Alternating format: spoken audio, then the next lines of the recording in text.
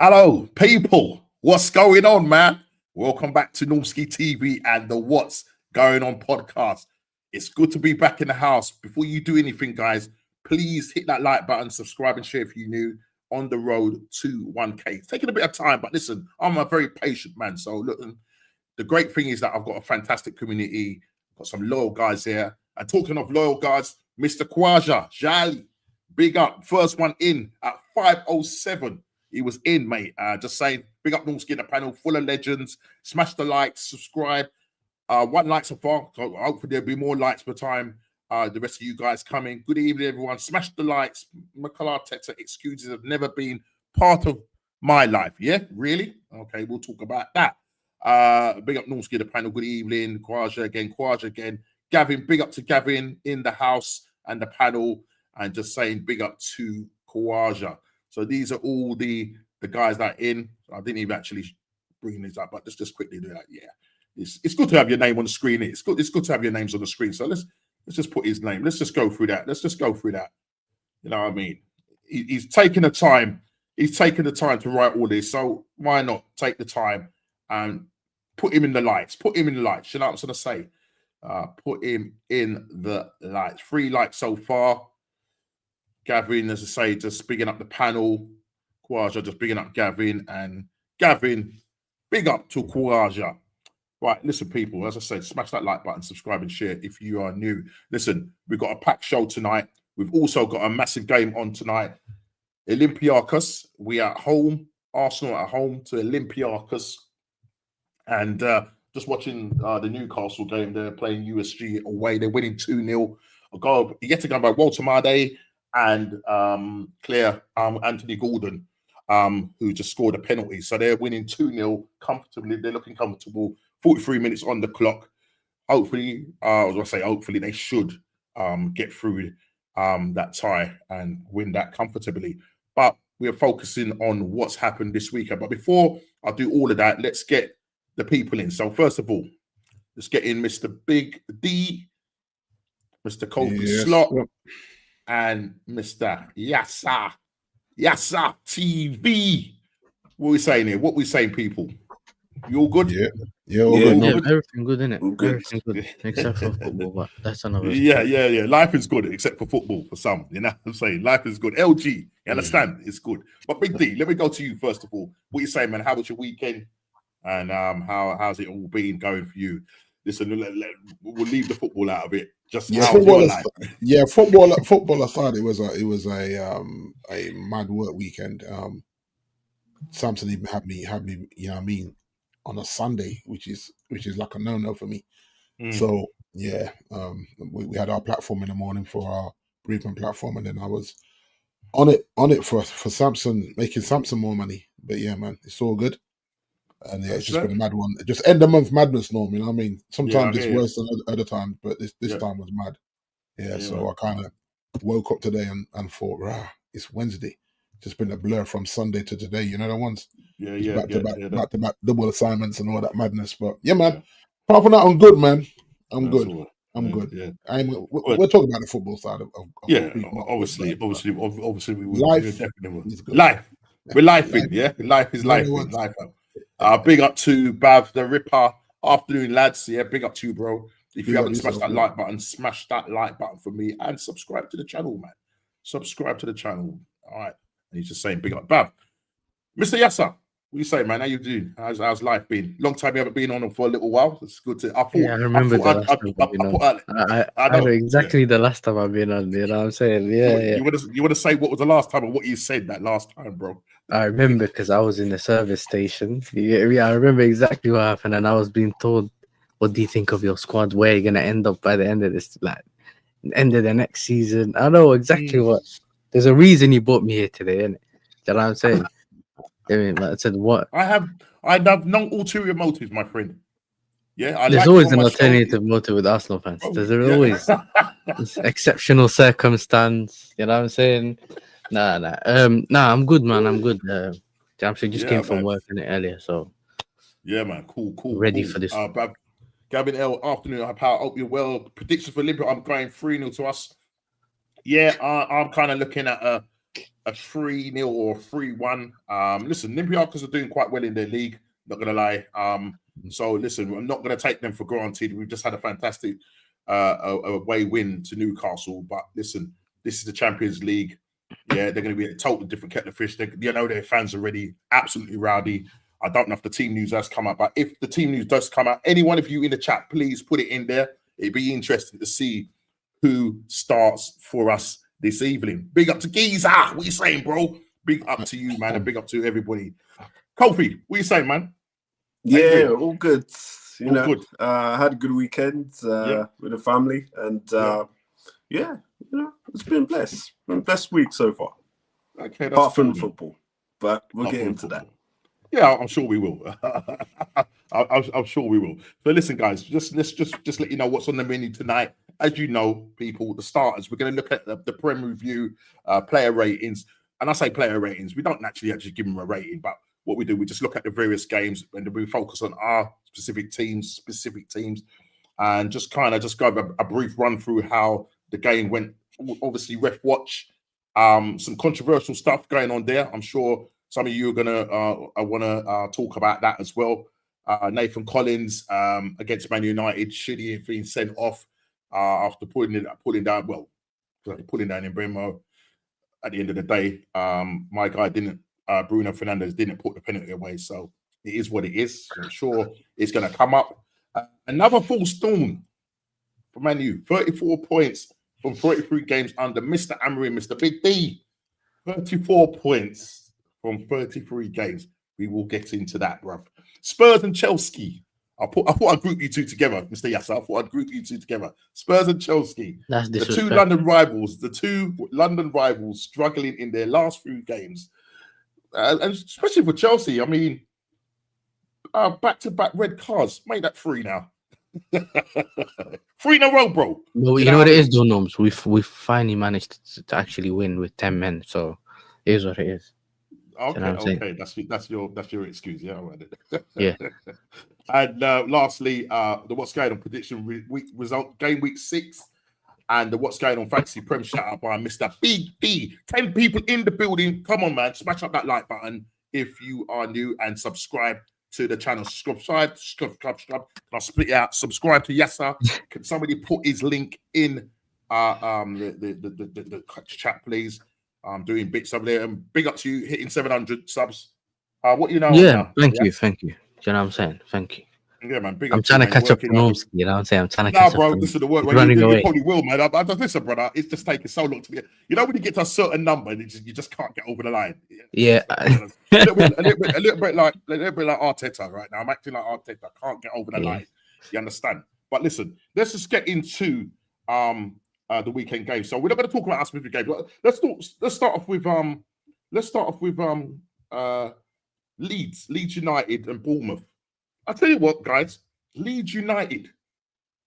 I'm quite surprised. I mean, listen, we beat them at the Emirates, but they're looking like a bit of a tough cookie. You know, 2-2. It ended up being 2-2. Big up to Shane. What you saying, man? Big up to Shane. Please, guys, put his link in the comments. Doing bits the full Irish every morning. Don't miss it. That's it. That's my what do you call it? Breakfast every morning, bro. Lovely Irish breakfast, man. Tastes real good. And Quaz just saying, big up to Shane, the legend. He's a legend. He's a legend. Nearly, I think he's on 1.8k. Need to get this guy to 2k doing bits on the show. The Bruised Banana will be on there. Undefeated will be on there on Thursday night. So I'm looking forward to that brilliant show. Leeds United 2, Bournemouth 2. And I think they got, I think it was, if I'm looking at this right, I'm sure Leeds took a 2-0 lead. Let me just make sure this.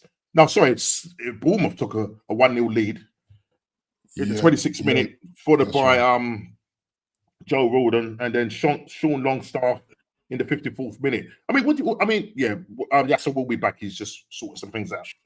Just to say, guys, what do you think about Leeds and their start? Because, you know, really and truly, I mean, listen, they've spent a bit of money as well. They sit currently 12th on 8 points on a -3 goal difference. What are your thoughts quickly on them? I mean, we beat them 5-0 at our ground. Are you looking forward to playing them? It's going to be. I think it's going to be a bit of a yo-yo with them. I think they'll go certain places and they'll be hard to beat, and then like you say, they'll come to the better teams and might get ran through. Not because they're not organised. It's just the Premier League, isn't it? It's proven to be still the hardest league in the world when it comes to results, and even when we predict. We're almost predicting the obvious, and then it doesn't happen. We're like, okay, they're at home, and they should win, and then they don't. You know what I mean? Like, and this is any team. You know what I mean? It's not unique to Leeds even. So for me, I expect them to have a bit of a yo-yo season.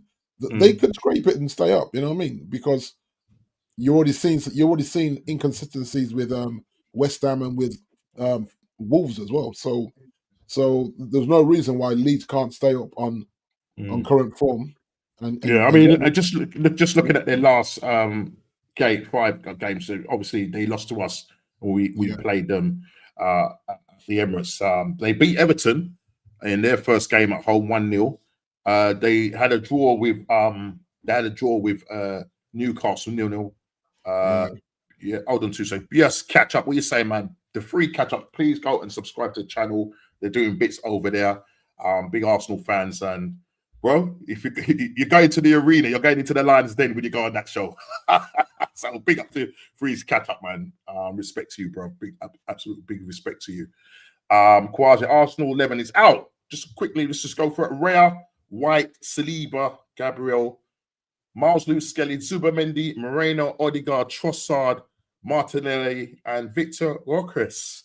So he's left my guy out on the bench. I'll have to see who's on Quaja. Just let us know who's on the bench.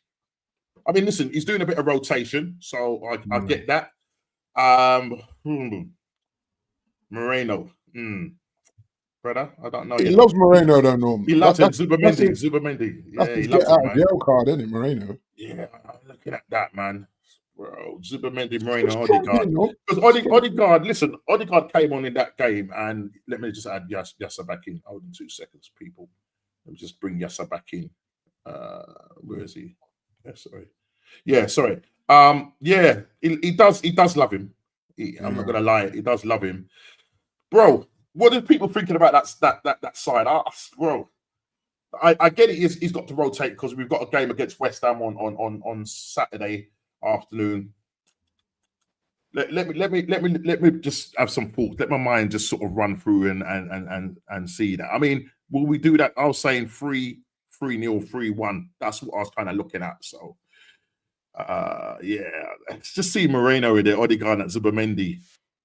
But let me see who he's got. Let me see who he's got in the bench. So he's got the goalkeeper Kepa, Setford, another goalkeeper, 2 goalkeepers. I think that's part of the thing with Champions League. Mosquera, Timber, Calafiori, Norgard, Ethan Manueri, Rice, Saka, and Eze. So listen, he's got attacking players that he can bring off the bench, and that's great. The great thing is that we have got attacking players that can come off the bench. Last season, it was pure defenders that we was looking at, but here we've got attacking players that come off the bench. But I'm hoping that this first 11 can do something, and we'll see what happens tonight. Kickoff is at 8 o'clock, so it's going to be interesting. So let's just move off that. I will come back on to Arsenal further on in the show. Yassa keeps dropping out. I don't know what's going on with these things, but anyway, listen. So Leeds, and they lost to Fulham. Went away to Wolverhampton, beat them 3-1, and then they obviously get the draw. Now they've got a game, which is going to be an interesting game. Chile's guys are going to be going away to them this Saturday, 12:30 kickoff. Leeds v Tottenham Hotspur, and they can be a bit of a. I think they're going to be difficult to beat, and Tottenham are not doing. They're doing okay, but they've got a couple of draws in there where they've had to rely on own goals to get those last minute equalizers. So Tottenham, you know what I mean, we will talk about them. So we'll see what happens there. Yeah, Quaja, man, I'm just seeing Odegaard, and it just kind of reminds me of, well, you just want to see something a little bit more exciting. But you'd rather Eze, Norm? Yeah. Start off Eze. just we need to feed Gokares, man. He needs the goals, man. He Yeah. definitely needs the goals. You know what I mean? But we'll see what happens.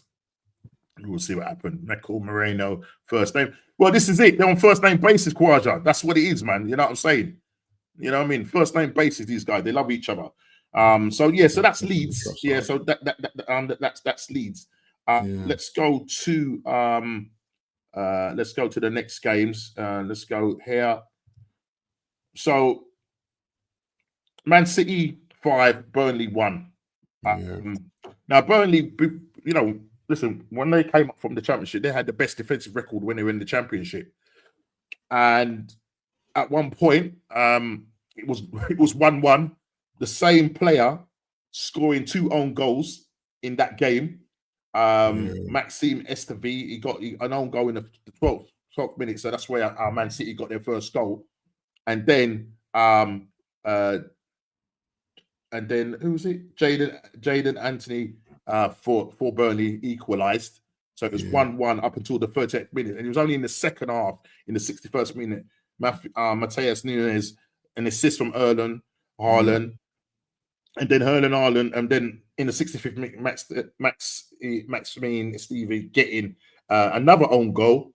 And then that made it 3-1. And then Erlen Haaland in the 90th minute, Jeremy Doku with the assist. And then in the 93rd minute, Haaland is currently on 8 goals. He's the top goal scorer with 1 assist as well. So he's got a GA of 9 at the moment. So he's banging in the goals right now. And I think if he gets injured, that is the thing. If he's anytime he's out of the thing, I think it could be problems for Man City. Do you know what I mean? Because he's the one that's banging in the goals for them. But they win that game 5-1.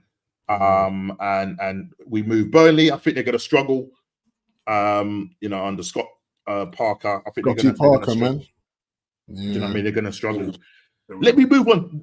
Nottingham Forest, Sunderland. Sunderland go to Nottingham Forest. You said, I think it was you or Kofi, you said 2-0 in your prediction. Yeah. Nottingham Forest 0, Sunderland 1. And Postecoglou again. What is going on? What is going on with Nottingham Forest? I didn't look too well at the form, and I probably would have just gone a different result because, you know, not. Why did you go with the 2-0? That's what I was just thinking. Because because Forest at home, and you know, exactly. They're usually good at home. They usually have good results at home. So, but looking at not there no more. What's that? Like? I said Nuno's not there no more. So it's this is it. I mean, yeah. I mean, has he put his marker down on him? But at the moment, I mean, just looking again, we beat them because obviously when he took over, was there going to be that new manager bounce? No, because we slapped them 3-0 at our ground, and they got, you know, obviously Nuno got released after the I think it was after the West Ham game, because West Ham, who were bad, went there and beat them 3-0. So Nuno got released. Then, you know, my guy takes over. We beat them 3-0. They get a draw away to Burnley, and then Sunderland go there and beat them 1-0. So at the moment, it's not brilliant. They got knocked out of the Carabao Cup as well. So it's not looking good at the moment for Nottingham Forest. I think they sit currently. I think it's 17th. I think. Something like that. I think it's 17th.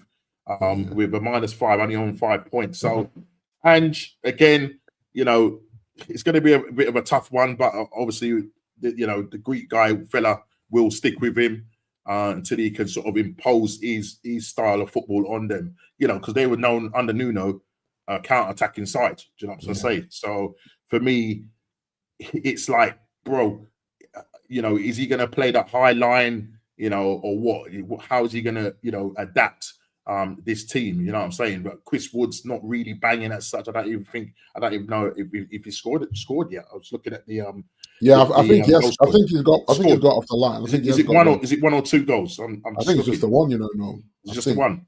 Yeah. I mean, last season he was banging. You know, he was banging the goals. I was gonna say, but you know, with all the changes and everything, they're not doing brilliantly at the moment.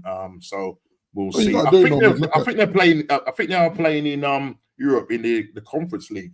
Conference. Yeah. So that's going to be interesting going forward. Yeah, you have to look at the owner as well, Norm.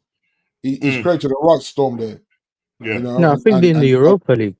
I think. Are they in the Europa? Yeah, that's I true. think that's Palace right. is in the Right. Yes, conference. you're right. Yeah, Palace you're right. is in the conference, isn't it? Yeah. Because they were because the owner was complaining in it, and Crystal Palace missed out on that. So yeah, you're right. You're absolutely right. Yeah. So how they're going to make those two things work, I don't know, but yeah. It's not looking brilliant for them at the moment. It's like Gibbs White as well. You know what I mean? Allegedly, gun was put to his head, telling him that he can't go nowhere. And then he metaphorically, happily signs a new contract. Get out of here. He wanted gone, Norm. He wanted gone. So all these factors, you know what I mean? And then obviously the fallout with Nuno as well. So all these things that come back to haunt them a little bit, you know what I mean?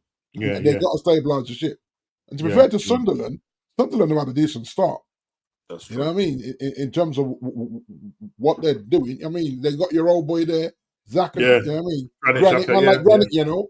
Yeah, and he's creating his the Sunderland are currently sitting 5th on 11 points. Exactly. You know what I mean? So yeah, they've had a good start, but I think as the season peters out, you know, I mean, maybe they'll probably end up dropping down. I mean, squad, you know, they're quite good at home.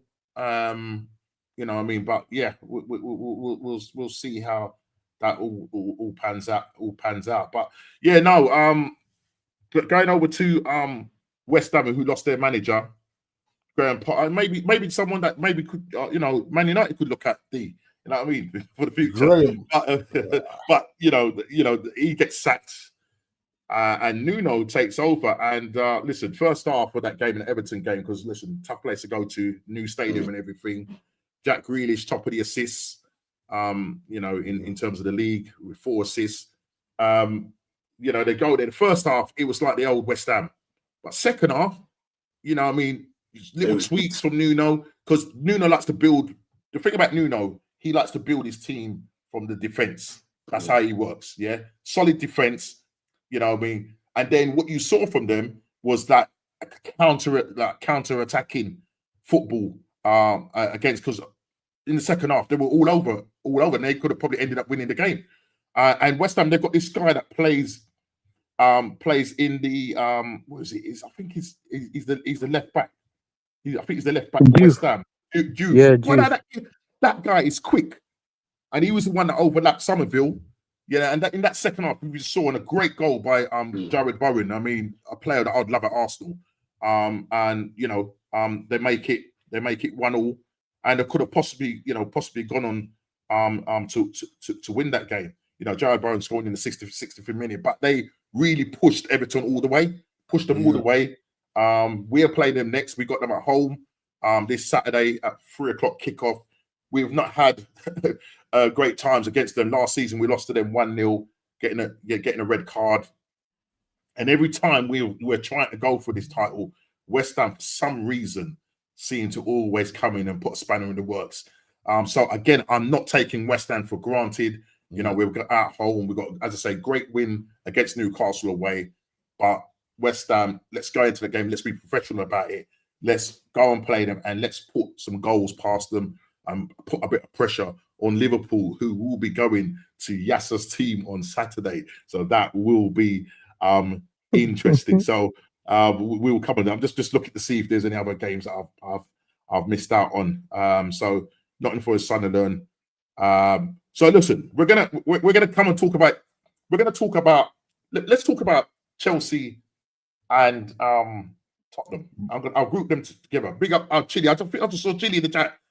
I hope Forest get relegated. That's from Chile. Chile there. I don't know why Chile just don't come on the show now, man. He's just absolutely tucked us away, bro. You know what I mean? But we are going to talk about Spurs, and we're going to talk about Chelsea. But first of all, talk about Spurs. Spurs so lucky.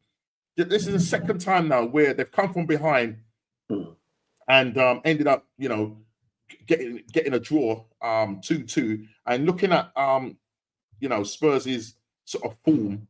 A couple of, you know, getting a few draws there. They kind of started off well under Thomas Frank, but kind of sort of tailed off a bit. I mean, they're currently sitting 5th on 11 points. They're currently sitting 5th on 11 no, fourth on 11 points. And I was gonna say, is everyone got 11 points and they're fifth? Because he said the same about Sunderland. I was thinking, what?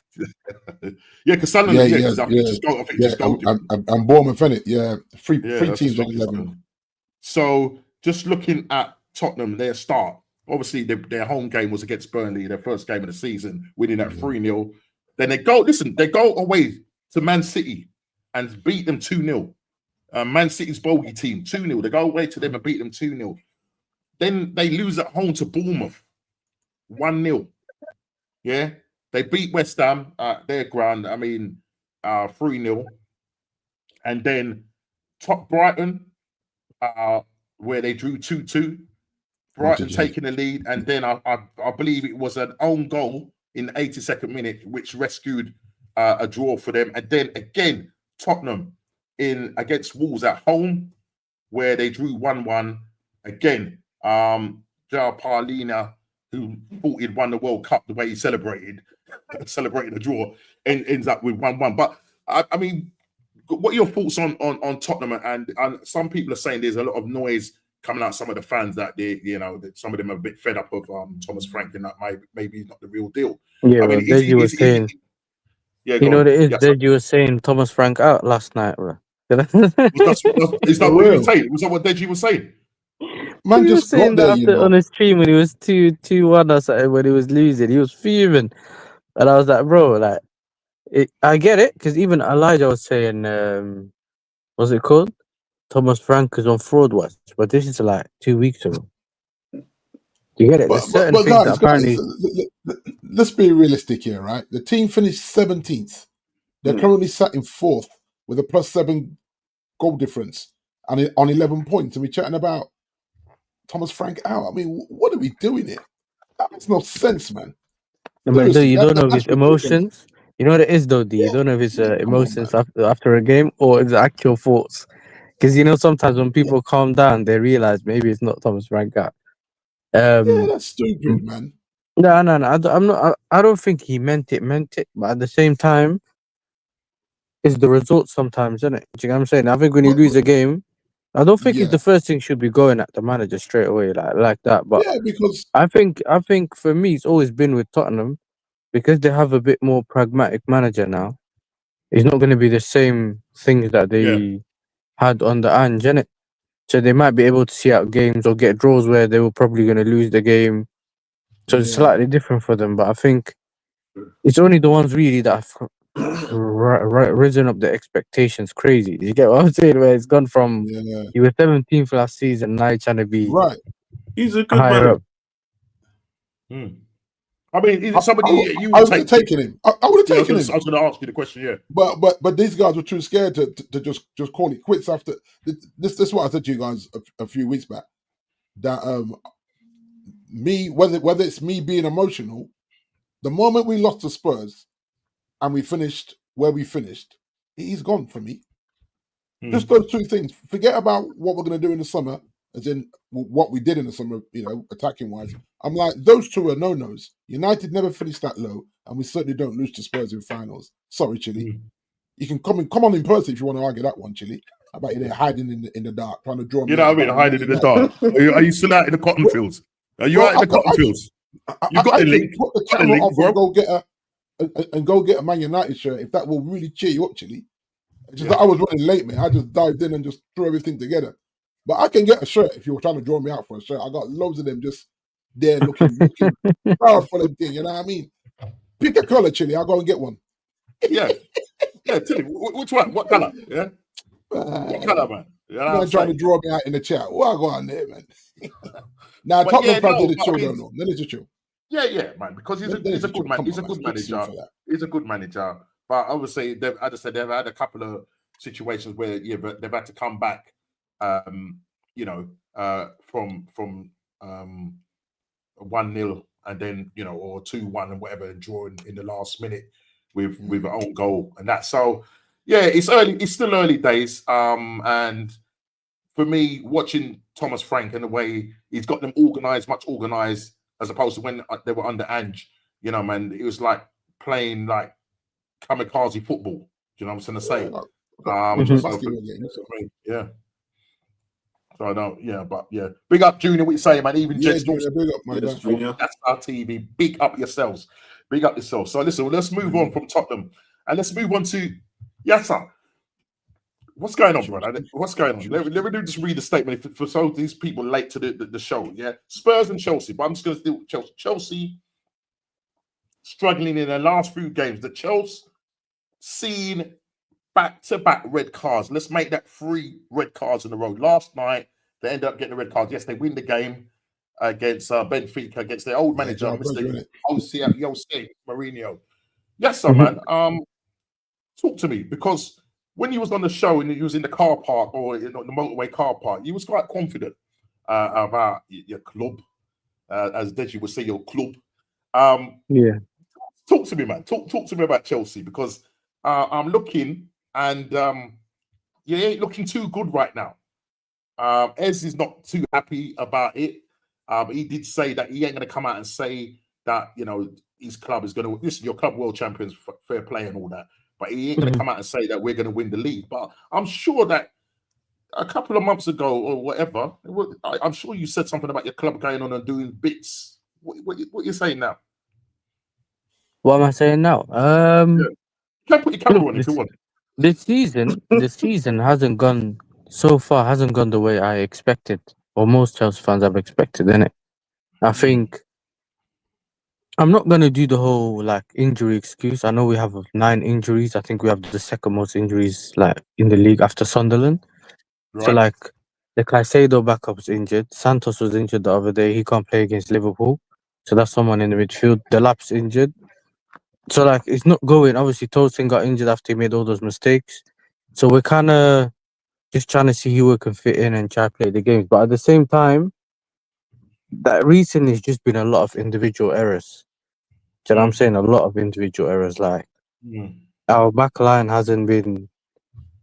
Obviously, they're not playing because what we do for some reason is we always change up our back line. So like one day it's Tosin and Chalaba, then Tosin gets injured, so it's Badiashile came back from injury the other day, and I think maybe the Club World Cup has caught up to us because if you look, I think PSG has it's 11 injuries or so. So that all the players are out. So I'm not gonna say that that's the main reason, but when we're talking about the games itself, it's been individual mistakes, like mainly lack of concentration. Like the Brentford game, Garnacho fell asleep in the back post. You know what I'm saying? Even when we came back, that's how we conceded. The United game, I don't have to explain what happened at the United game. You could all see. You get me?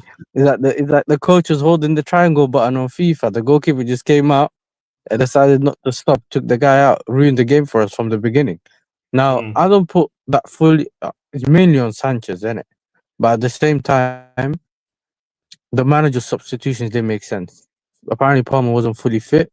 So he was trying to get, like, Palmer wanted to play that game so much, whatever it is.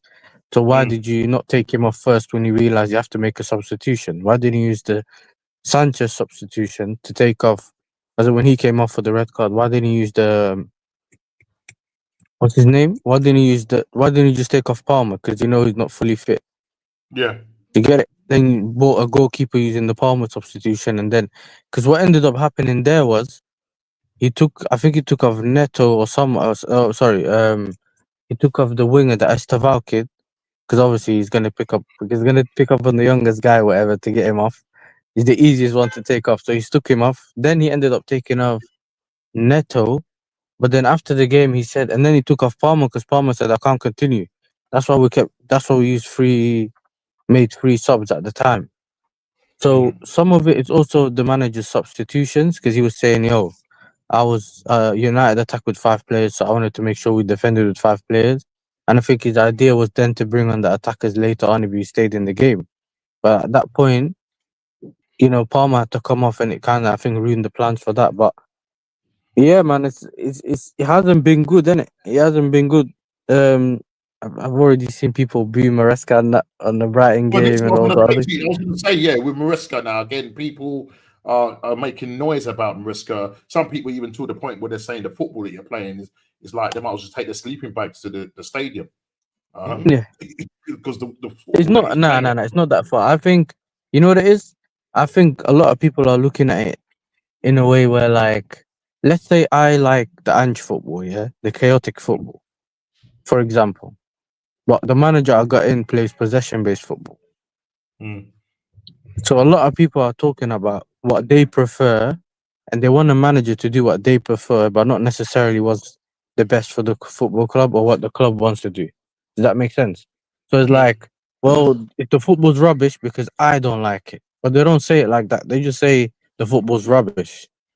Do you get what I'm saying? It's a weird one, but at the same time, I know that it's slow build-up football that we play, and we then decide to do in certain points we either hit you on the counter or try to play through the middle, and that's part mm, of the reason why our football also hasn't been really good this season, is because we usually try to break the lines using a defender.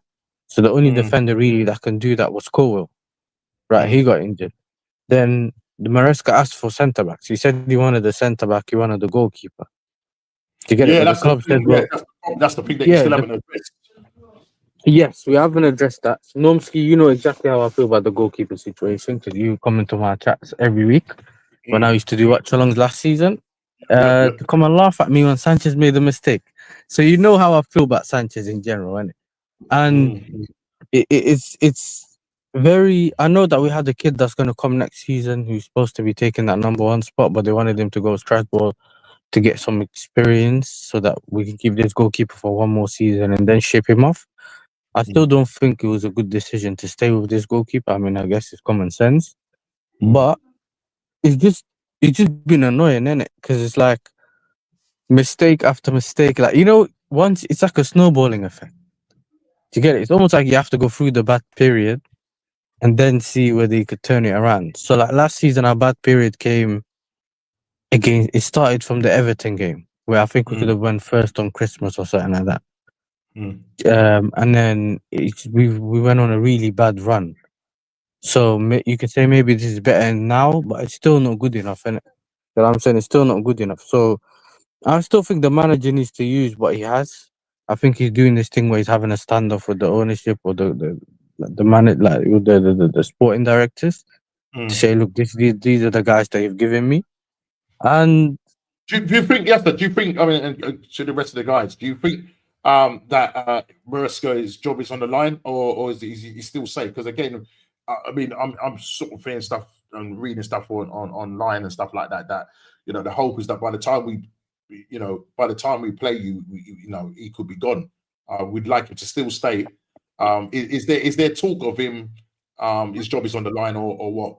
Nah, I think he's kind of meeting expectations. I mean, you win the Conference League and then the World Cup, Club World World Cup. Cup.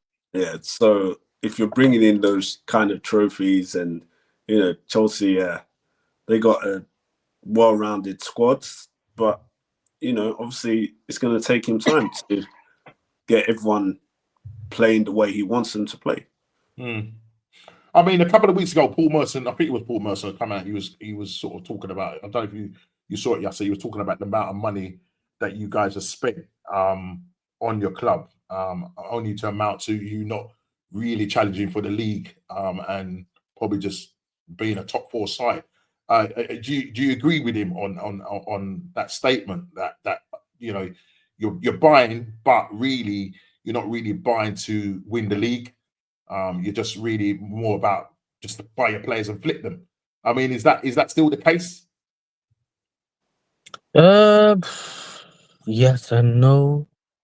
It's hard to explain because I think spending money now, if you look at it the way we used to look at it, where the amount you spend equals what you achieve, I don't think it makes sense for a club like us for me to say that. The only reason I say that is because someone like a Liverpool, you could say they've built on what they had. Like they used the money to build on what they had. But whereas in our case, yes, we buy some players on. Basically, what we do is we have our main business and then another little side hustle, couple side hustles going on. You Mm, get it? So the money that comes in is not just the main business. There's other things. To explain it in a different way is like because we don't make enough money because of our stadium. we have to make money in other way. Does that make sense? So we have to make Yeah, money fair enough. by buying and selling players that we do on the side, just to make up for that match day revenue that we don't make compared to an Arsenal, United, and all the other big clubs. So that's one of the reasons we do spend more money. That's one of the reasons. Do I Right. feel like the money's been spent well? I mean, you can look at it on the pitch at it. You know what I'm saying? You can look at the pitch and know whether we spend the money really well or not. I don't necessarily think the money's been spent well. I mean, if you knew, because remember, we also have this UEFA restrictions thing, and I think it's going to be for the next 3 windows, which means that we have to sell to buy in it, which is why the whole Javi Simmons thing happened and some other things happened where until we move a player on, we can't really. So we've managed to get away with it when it came to the Premier League rules and that, but when it comes to the UEFA one, selling the hotels and that weren't enough. Do you know what I'm saying? So, I mean, it, I don't even know what to say, bro. Like for me, like you could have just bought another player instead of getting a Garnacho. That thought, if you knew you didn't have enough money, you could have spent the money wisely. That's when it's like, okay, That was wise, Yazza. Come on, bro. That was wise. huh? You know, and I know that you wanted this brother. He's great for publicity. He's great for selling football shirts. He's great to appeal to your younger fans. I can't lie, Yeah, man. As soon as he put the United shirt on, he changed. You know what I'm saying? I like the deal without the United shirt. You know what I'm saying? The guy without the United shirt was called. You know what I'm saying? He turned into a top red all of a sudden. How is he? I mean, I watched him last night, and obviously he created that goal for their own goal for Benfica. Oh my days! But you know what? I watched him. D, you've seen Garnacho. This guy is so wasteful. He only thinks about himself. There's one point where he picked up the ball because he always makes these runs, these like wide runs and whatever. Times are pretty well. But mate, he took a shot that went to Timbuktu. I was thinking, what's this guy hit the doing? Emirates. Yeah, the one that hit the Emirates. Yeah, man. What's going No, on, but man? he's learned that it's learned behavior norms. You know what I mean? He watched Rashford do this and thought that he would just be 2.0 and do the same thing. Head down, run into a brick wall, or cut in and shoot. It's just, you know what I mean? So now you're at Chelsea where they probably got better creative players. They're going to expect him that to get his head up and look to play better football, not just a team of one. And I think, yeah, obviously the stuff that went on with his brother, you know, got the brother as an agent and a mouthpiece, all these things. It's what you don't need if your club's in a struggle. And because we were in a struggle, it was best to just get rid. You know what I mean? I'm not saying he's an awful player, but he's a very selfish player. And I think that will frustrate Chelsea fans and players. Because what you'll see a Reece James at some point just grip him up on the pitch and tell him, yo, stop. And you'll see that, and it will be embarrassing for him, because I think it get to a point where someone will just have to pull him, or the manager just benches him and says, right, you're going to get whatever your contract says, 10 minutes a game, what Ezra's telling us about, just to get your appearance money. So he has to be careful, because remember, he stuck his neck out and said, right, I'm digging my heels on. I'm not going anywhere unless it's Chelsea. So thank you, Yazza. Thank you, Chelsea, Mr. Bowley, and all the man's there. I really appreciate the business, doing business with you. But this kid will always be a problem child. And I think Chelsea will end up probably flipping him and moving him on, guys. I think they'll get frustrated. Yeah, I think that's what Ed was sort of alluding to as well. I think that's what Ed was alluding to. Yes, just quickly before we move on to Liverpool, because obviously you host them on Saturday.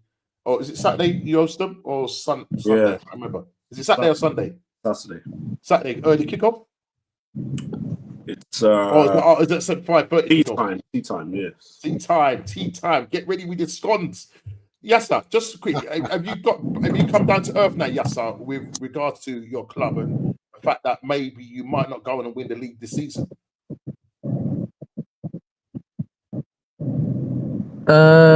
Yeah. I feel like obviously look, you can never say never in it, but at the same time, you look at how the rest of the league's going, innit, and the way other teams aren't dropping points. I think it's too like you have to be crazy to think that you might be able to win the league, innit. You know what I'm saying? I don't think it's a normal thing to say. You know what I'm saying? Right now, I don't think I could win the league right now. You know what I'm saying? Yeah, Right now, yeah. that's what we're on. If it changes, I'll let you know. I'll keep you updated. Do you know what I'm saying? I mean, yeah, because the way you're going at the moment, and listen, it's a massive game. You do play Liverpool; they come to your ground. And before we go into Liverpool, Kofi, I mean, listen, at the start of the season, I saw you in the Liverpool top and everything. You're very Still proud. got it. Still Yeah. got it. You still got it. You still got it. Yeah, cool. Right, so yes, I'll be back in a second. So, Kofi, I'm just going to read some quotes from our chat because, bro, you was before all of this. You was like, yeah, no problem, bro. Yeah, we got this. Yeah, this is what you were saying in the chat. But yesterday, you seem to be very active on our chat. So I'm just gonna just for those that are in the chat, this is what Kofi was saying. First of all, Kanate needs to go. Before you say anything, let me just give the evidence, yeah? The evidence. He's lazy back pass, nearly gave away a second goal, and now Allison is injured as a result.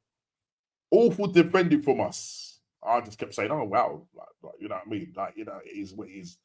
Big up to Matt Bowman, big up to you, Alan Norski. Oh, I'm very well, bro.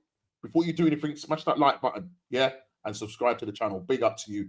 Just talking about Liverpool, obviously hitting a little bit of a glitch, and I'm just reading some quotes from our Kofi Slot, who's sitting at the bottom beneath us, a big Liverpool fan, and I'm just going to continue. An awful defending from us.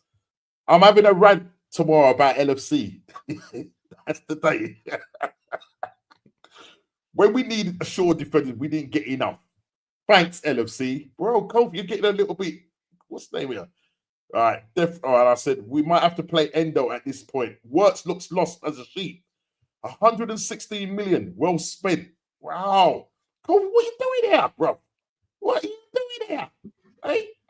Let me see. Works looks like a shop lost sheep. Great TK has now got off injured.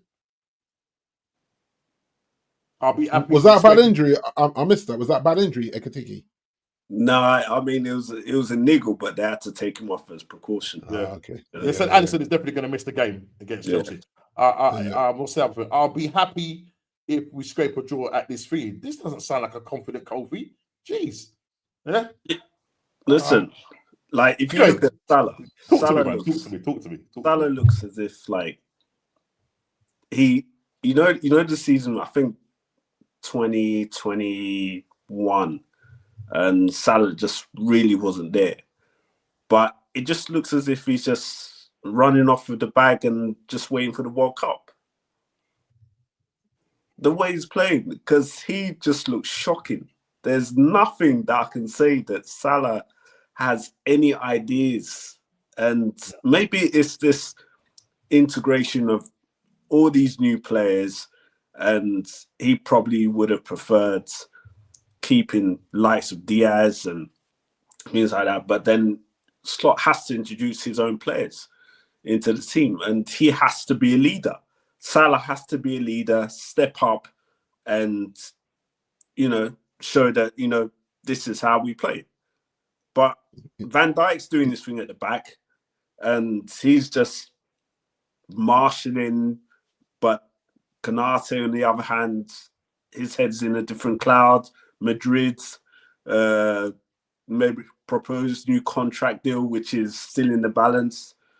So I don't know. It's Leone's injured. I mean, just quickly before you go, Carragher said on what's the name when he was doing the Monday night, he said Wirtz needs to be dropped.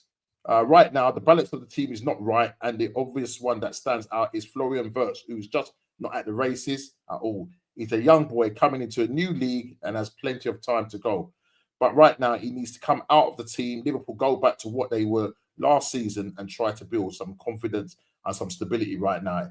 Now it looks a mess. And he was talking about just your overall football thing. He goes like, when you see Newcastle giving you a game with 10 men, do you know what I mean? Nicking 1-0, nicking winners in the last minute and so on and so on. People say it's not sustainable. Some people say, it's a sign of champions and all that. But you haven't looked right. Salah hasn't looked right. The team hasn't looked right at the moment. Ekatike, there's talk that he was calling out Canate, he was calling out Frimpong in terms of the way he was defended against Crystal Palace. I mean, listen, guys, Crystal Palace, they could have put 4 or 5 past you. Yeah, The way they played, they were battering you. Crystal Palace have very good structure in their team, and everybody knows what they're doing.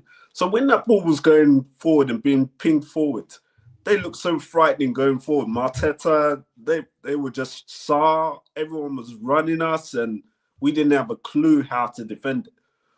You know, and again, like I always go back to this point with Liverpool, is that we tend to have this slow build-up. Now, when you're playing against low blocks, again, Galatasaray got their quick goal, penalty, and then they went into defensive mode. And, you know, we just can't play well against low blocks. I don't know why. We just don't know where to find the spaces. The passes are not coming in quick enough, and the teams have time to set up. Again, Wirtz, I mean, he just needs to keep it simple. Like, he's overthinking things. It's like he's trying to be cute with the ball, but then he's just not getting the pass off. He's just not strong enough at times. And, you know... He needs to, do you agree with Carragher that he needs to be taken out the firing line? Because, listen, Zubimendi will come onto Arsenal. I think he's struggling at the moment as well with the pace of the Premier League and stuff like that. And even I'm calling for him to come out there because, you know, Declan Rice is doing his work for him. You know what I mean? Some people saying, calling him lazy and all of that. So, yeah, Florian Wirtz, do you think he needs to be taken out the firing line, or you have to push through? For me, I don't think in some games he should really be starting. I think just go with what we had last season. Even McAllister has just been off as well. There's so many players that I'm just thinking, you know, are you really like, is the heart there just to play, or you're just waiting for the World Cup? Mm-hmm. Do you think that's it? So McAllister, yeah. Sorry, bro. I heard Mon say McAllister's playing like he has high cholesterol and that. What happened there? And Gakpo's playing like he got AirPods in. That's what he was saying, and he was killing me. But dude, he's one of them. I think for me, it's McAllister, bro. I think his levels have dropped like crazy. Because for me, he's your best midfielder, innit? Wirtz, we still need to see what he can do in the Premier League. But for me, what about Gravenberch? I thought Gravenberch is our best midfielder. He's playing well. He's playing well this season. Box to box, he can play any of the midfield positions, and you know, assured, you know, he can even go in defense and play defensively very well. So, like, say for example, if Canate was to have his injury, and maybe Joe Gomez, it'll probably be a Gravenberch that would just fit in there. Endo, Mr. Gonsu. And then Endo is like our last line. But Isak as well. I think the style of play is not... He needs to integrate himself into the style of play, because even yesterday he was out of position sometimes, and he was going out onto the left to pick up balls when he should have been in the center.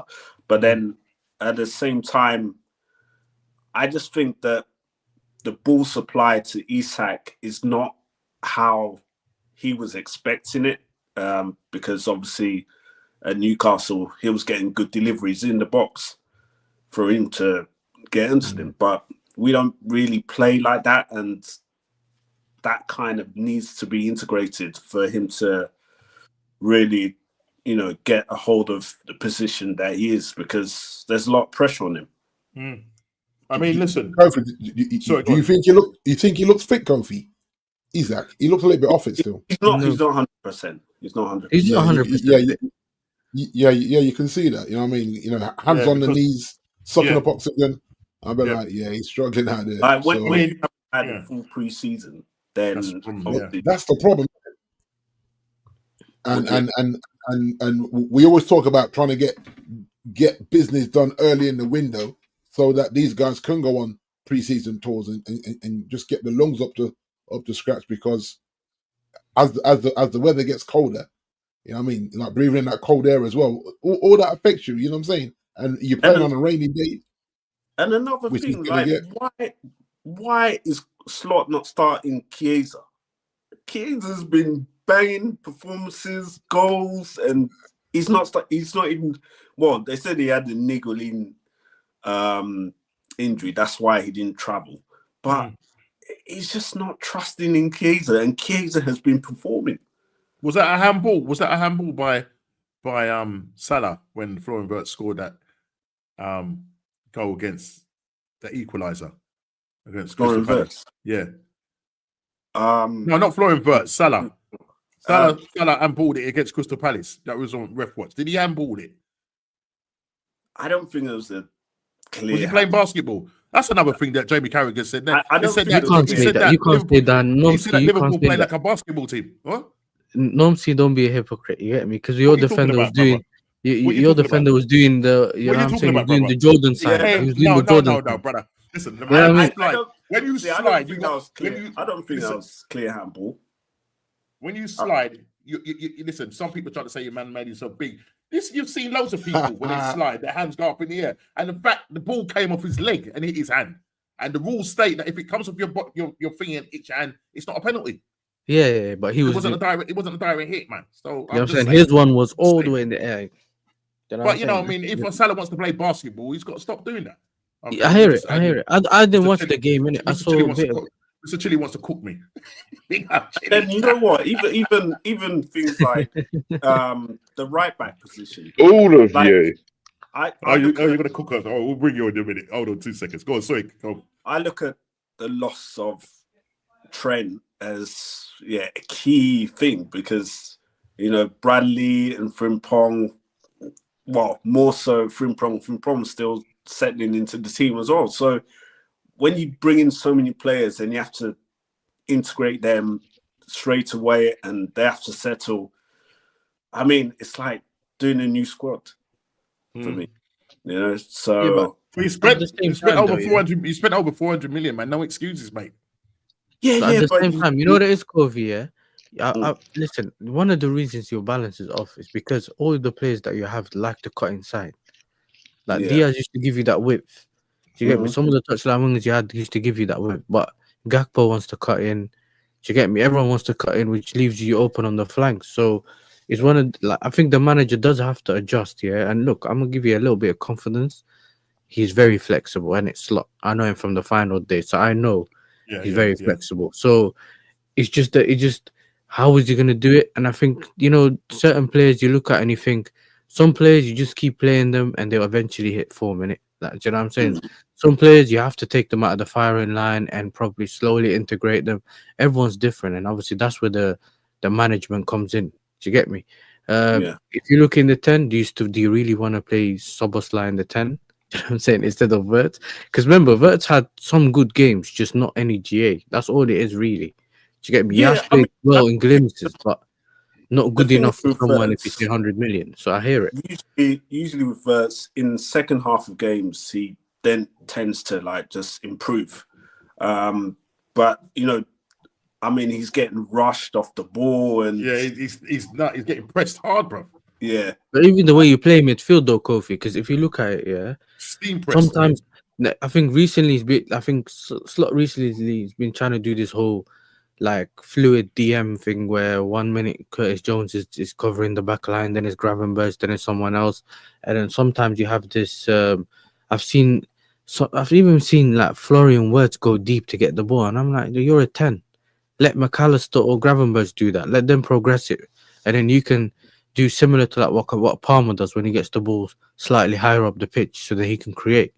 I think sometimes I think it's for Wirtz, is it that thing of he wants to get heavily involved? So if he doesn't feel as if he's not getting involved, then he tends to come and receive the ball a bit more deeper. But I'm looking at benching for a few games and just let him see from the outside in, just to see how he can be more effective. I also Yeah. think that him and Ekitike were getting in each other's way, especially in the first couple of games. Do you get it? Because Ekitike is trying to drop deep and he's trying to get the ball where he's getting the ball. I think it's also part of them just trying to learn how they're going to play with each other. Innit? That Yeah, I think it's there's chemistry. an element of gelling. You know what I mean? As I said, with Isak not getting a pre-season, it's going to take him a bit of time and that. Look, I still have Liverpool as favourites. You know what I mean? Some people are telling me that we'll have the league wrapped up early. This is what I'm hearing from certain, not you guys, some certain top gooners. You know what I mean? That will have the league wrapped up and all this rubbish. And this thing here, I'm going to put this to Chile because Chile obviously said he's going to come in and cook us all. But talking to a Tottenham fan, I don't expect him to actually. Let me just say this: I don't expect him to agree with this statement from Duncan Ferguson. And Duncan Ferguson said last night on Monday Night Football, he says, I think this could be their year. Whoever heard this before? Yeah. Duncan Ferguson believes Arsenal are a stronger team than Liverpool and tips them to win the Premier League. He trying to jinx you, man, isn't it? I don't believe that's a hardcore Everton. I mean, listen, we've probably got Ferguson. the best depth. We've probably got the best depth of squad in the league. Yeah, definitely. But it's how this manager rotates and does it. But yeah, just hear from Chile because we've heard his voice for a long time. I think Liverpool have got a better squad than you.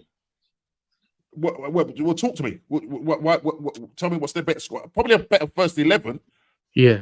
A better squad. I'm not Sorry. Yeah, better first 11 or 12 or 13. But the problem is if they get a couple of injuries to some of their key players. Why are you bringing your bad mouth down on them? Why are you even saying that? Don't you worry about injuries. Listen, look, I know. Listen, for the chat people, we got to understand with Chile. Yeah, he's this chameleon. He's a chameleon. Yeah, you know what chameleons do when they chameleon, like if they go onto a particular surface, they change, they camouflage, like their color camouflage to their body. Well, Chile's a little bit like that. He was 1 minute he was a City supporter. Last year he was a massive Liverpool supporter. You know, Liverpool background and all of that. This year, I'm not too sure who's going for. You know who this year. Norms. It's the thing. It's called anyone but Arsenal. Do you know what I'm saying? Anyone but Arsenal. I'm with you, Chile, man. That's right. You know what I'm saying? I would have gone to Fulham rather than Arsenal. Oi. Behave. But yeah, no, it's good to have you on, Chile. I haven't seen you for a little while still. You're back from the cotton fields, which is great. You know what I mean? Massa let you go, took the chains off your legs and said, yo, man, you can go for a little while. I was good, man. He said I've been good, so yeah.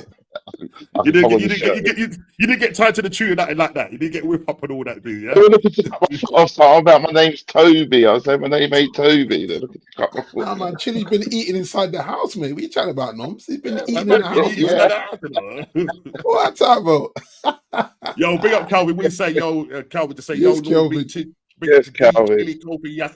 Yes, Gooners as a stronger team, but can Arteta finish the job? Absolutely spot on, brother friend. Can he finish the job? My thing is, from the history of what I've seen, I don't think he can get us over the line. But you've got a striker now. Well, yeah, we got a striker, but it's not getting no dinner. He's not getting fed. So you're going to blame that now. When you don't win it, is that what the problem's going to be now? That's the problem. The service. What's the Glock 9? You're telling me about Glock 9. This brother should be called Boeing. He should be called Boeing because he turns like a Boeing. Listen, calm down, yeah. Because listen, Carlson, you're R9. Let's not give him R9. He ain't no R9. He's Richard. He's Richard. That's all. Don't be dissing R9. He's going through some things, man. Just leave him, yeah. But no, it's funny though, Norms. I was reading earlier. I mean, the other day, they were saying that Gyökeres is not a gunman. He needs a gunsmith. See what I'm saying? You needs to work on it because, bro, I can't lie to you. It's gonna take. Listen, I'm looking at him like a Pablo nowadays. He's looking like a pub player right now. Not gonna lie, but he's gonna have to create his own. He's gonna have to try and create his own thing because in that game against Newcastle, he was making the runs and that, but he was snatching at the ball. you know, sometimes he took too many touches when he should hit the ball. An elite striker will hit the ball first time. He doesn't do that, and I think it's going to take a bit of time for him to get used to it. He will bang goals, but not at the level that he was when he was, you know, at Sporting Lisbon. I hope tonight when we play Olympiacos, No, that he did will you bang watch some the Bayern game, or did you watch the highlights for that yesterday? Listen, bro, we're playing both Bayern and Atletico Madrid. They put 5 past there. But I'm only asking because Harry Kane got a through ball through the channels, and he just turned and he just first time just hit it bottom left corner. And he's got to learn on the right hand side. Yeah, with your correct, I 100%. think he Harry's had the world class, though, opportunity. guys. He's world class. Harry's world class. You can't. Yeah, I agree. You can't look what Harry's done in the world. Hmm? Is he the Was best that in the Dilly? world? Harry. Is Harry the best in the world? What in terms of What he current does? number 9s? He has to be up there, hasn't he? He's got to be up there. Definitely. Yeah. Because you have to remember as well, even with the England setup, he's gone years and years and years of keeping strikers out of that starting lineup. He was just unlucky to be at a Spurs team that wasn't spending the money that Chile would have liked them to spend to get him a title. You know what I mean? And so you go to Bayern, and exactly what I expected him to do. That's why I would have dropped 100 million on him before we went and did that madness with Rasmus Højlund. I was saying it on here, saying drop the 100 on Harry, and they're like, nah, he won't sell to us. You have to try 100 million. Anyone's back pocket is 100 million, you know. And I still strongly believe that he never wanted to go to Germany. Harry would have stayed in England if United had come for him. I'm convinced of it. Yeah, but that United squad is a mess, man. He still would have come. Before we go to United, I still think he would have come. He scored 100 goals for Bayern already, and that's before the weekend. That's before the Champions League game. So he's already hit 100 goals. So crazy.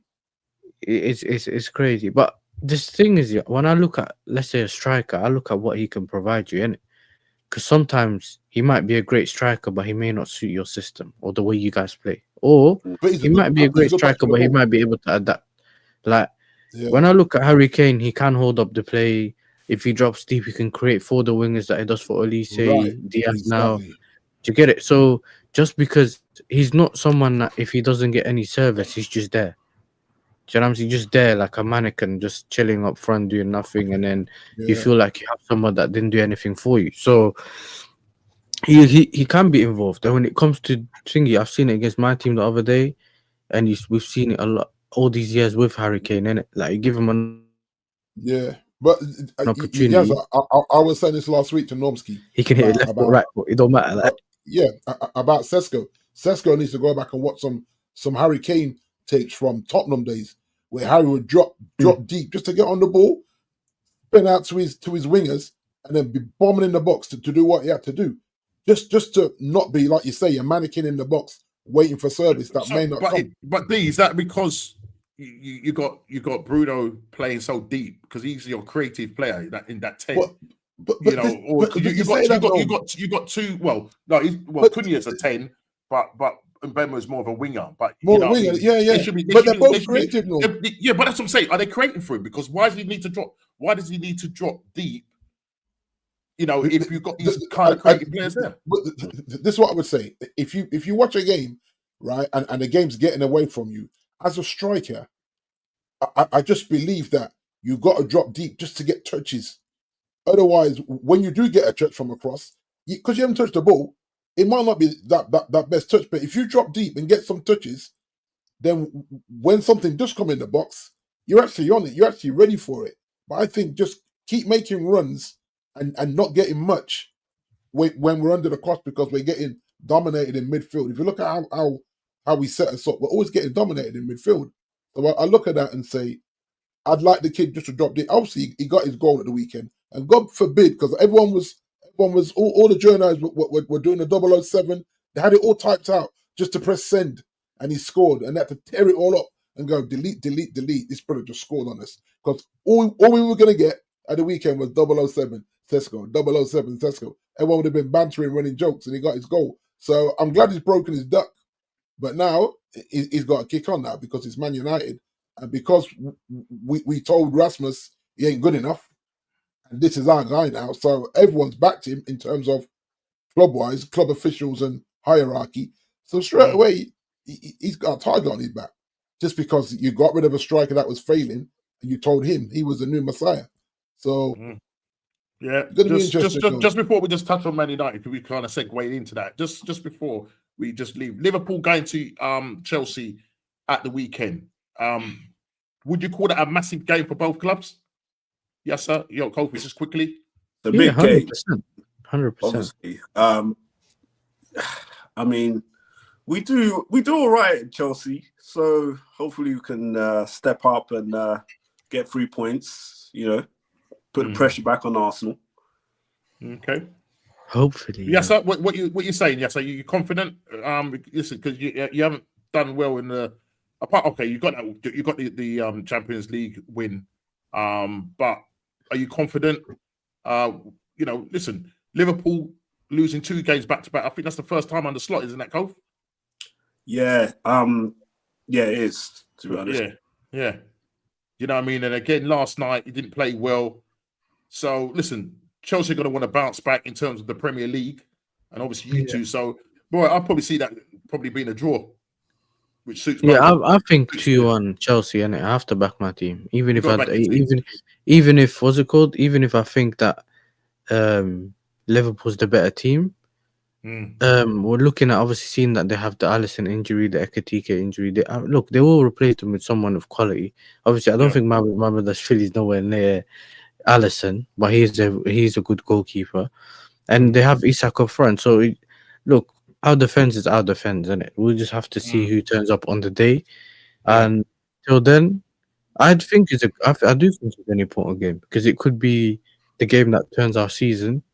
Like one of the getting that win at that moment, wherever. But at the same time, it's important for the title race when it comes to Kofi's team, innit? They want to make sure they turn. Well, listen, if you could do us a favor, yes, it'd be absolutely great. I think a draw would be great. Do us a massive favor. But let's just quickly move on to Big D. So you kind of was touching on Man United. You go away to Brentford. Still no back-to-back games winning. Amorim himself has repeated his association that he's not concerned about the possibility of being sacked, but he knows results have to improve significantly and quickly if he's to stay in his job. Sky Sports News understands that Amorim retains the backing of United's minority shareholder Sir Jim Ratcliffe, who's desperate to give his first managerial appointment a full season to prove himself with his own players after more than 200 million spent on the transfer window, and that was in the attacking area. So D, talk to me. Go away to Brentford and you lose 3-1. This guy, Sir Jim, says he wants to back him, but I'm hearing, you got who's the guy from Barcelona, ex-Barcelona, midfielder. Yeah, Hernandez. Hernandez. Yeah, link. And apparently he's up for it. Learning English, studying the league, all the rest of it. It's Norm. This is my thing.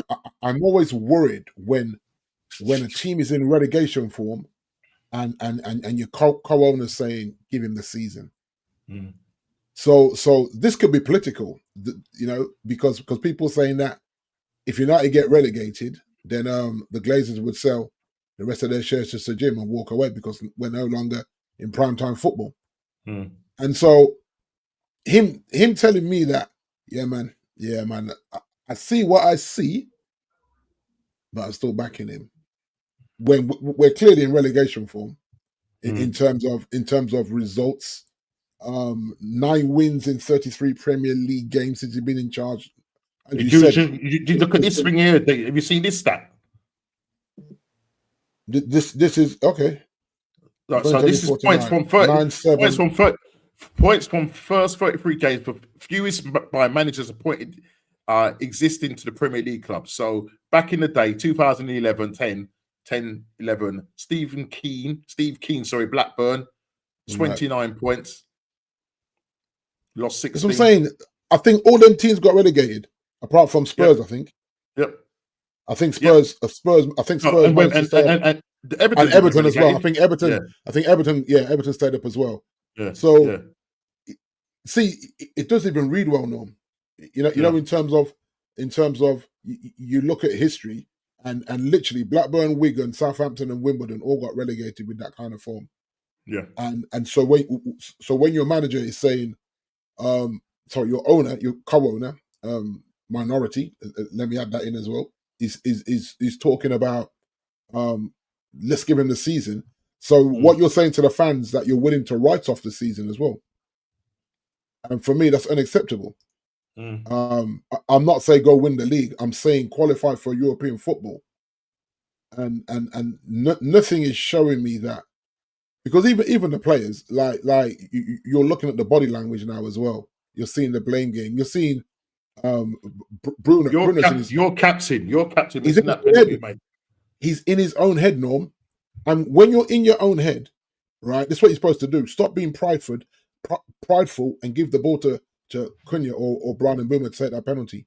Because he's clearly rattled by the time. Because you see what the manager did? I know, right? 4 minutes, and the manager, he did a substitution. Yeah, the subs. I think it was after about nearly 4.5 minutes gone waiting. Yeah. And it was a P roll. It was a P roller, bruv. Yeah, but when I watched the game, I'm looking at Bruno's eyes and I'm saying he's getting in his own. He's getting wound up because he has to wait. But you're a professional sportsman. Like I don't know, do some keepy uppies or something. Because the referee's not going to give him a yellow card if Bruno just starts doing keepy uppies while they're figuring out who they want to bring on as subs. Because that was tactical to mess with his head, because they saw he got rattled by the shoulder barge, the accidental shoulder barge. So now, do you let him stay on penalties and miss a third one and cost you another game? There comes a point where Ruben has to manage. Ruben doesn't even look at the penalties, guys. Got his head down. Got his head down. Praying to the floor. Like, bro, it's mad. And the thing is, this percentage, you have to remember, Graham Potter got fired on a 27.3% win rate. Right? No, sorry, 26.1%.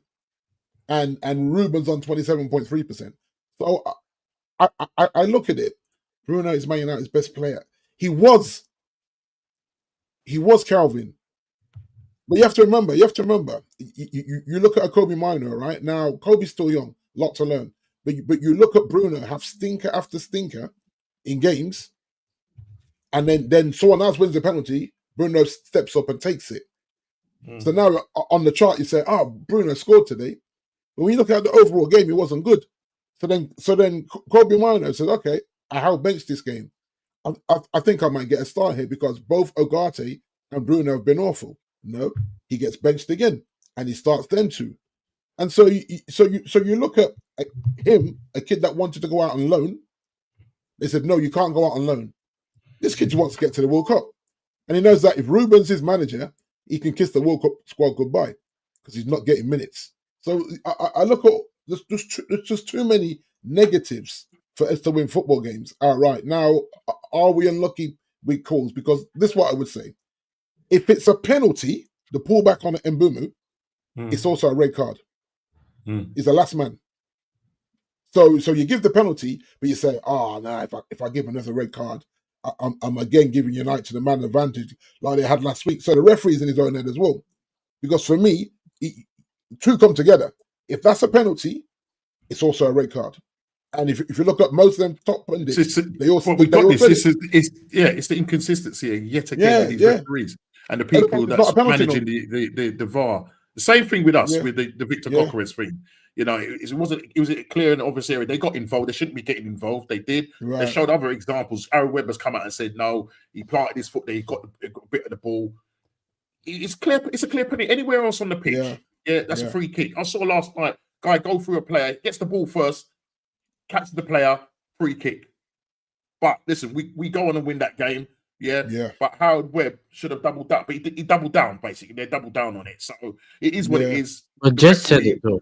Jez said it. He said that because I think we were live after the game with Northside, and he was saying that according to the rules, it's not a penalty and stuff like that. So look, this is the thing. Every year, the rules of the penalties change. Keep changing. Maybe one day penalty, one day not penalty. So it's difficult to actually have one of those. You know, we look at it and kind of be like, you know what, this was or wasn't a pen. But with United, there's a lot of problems.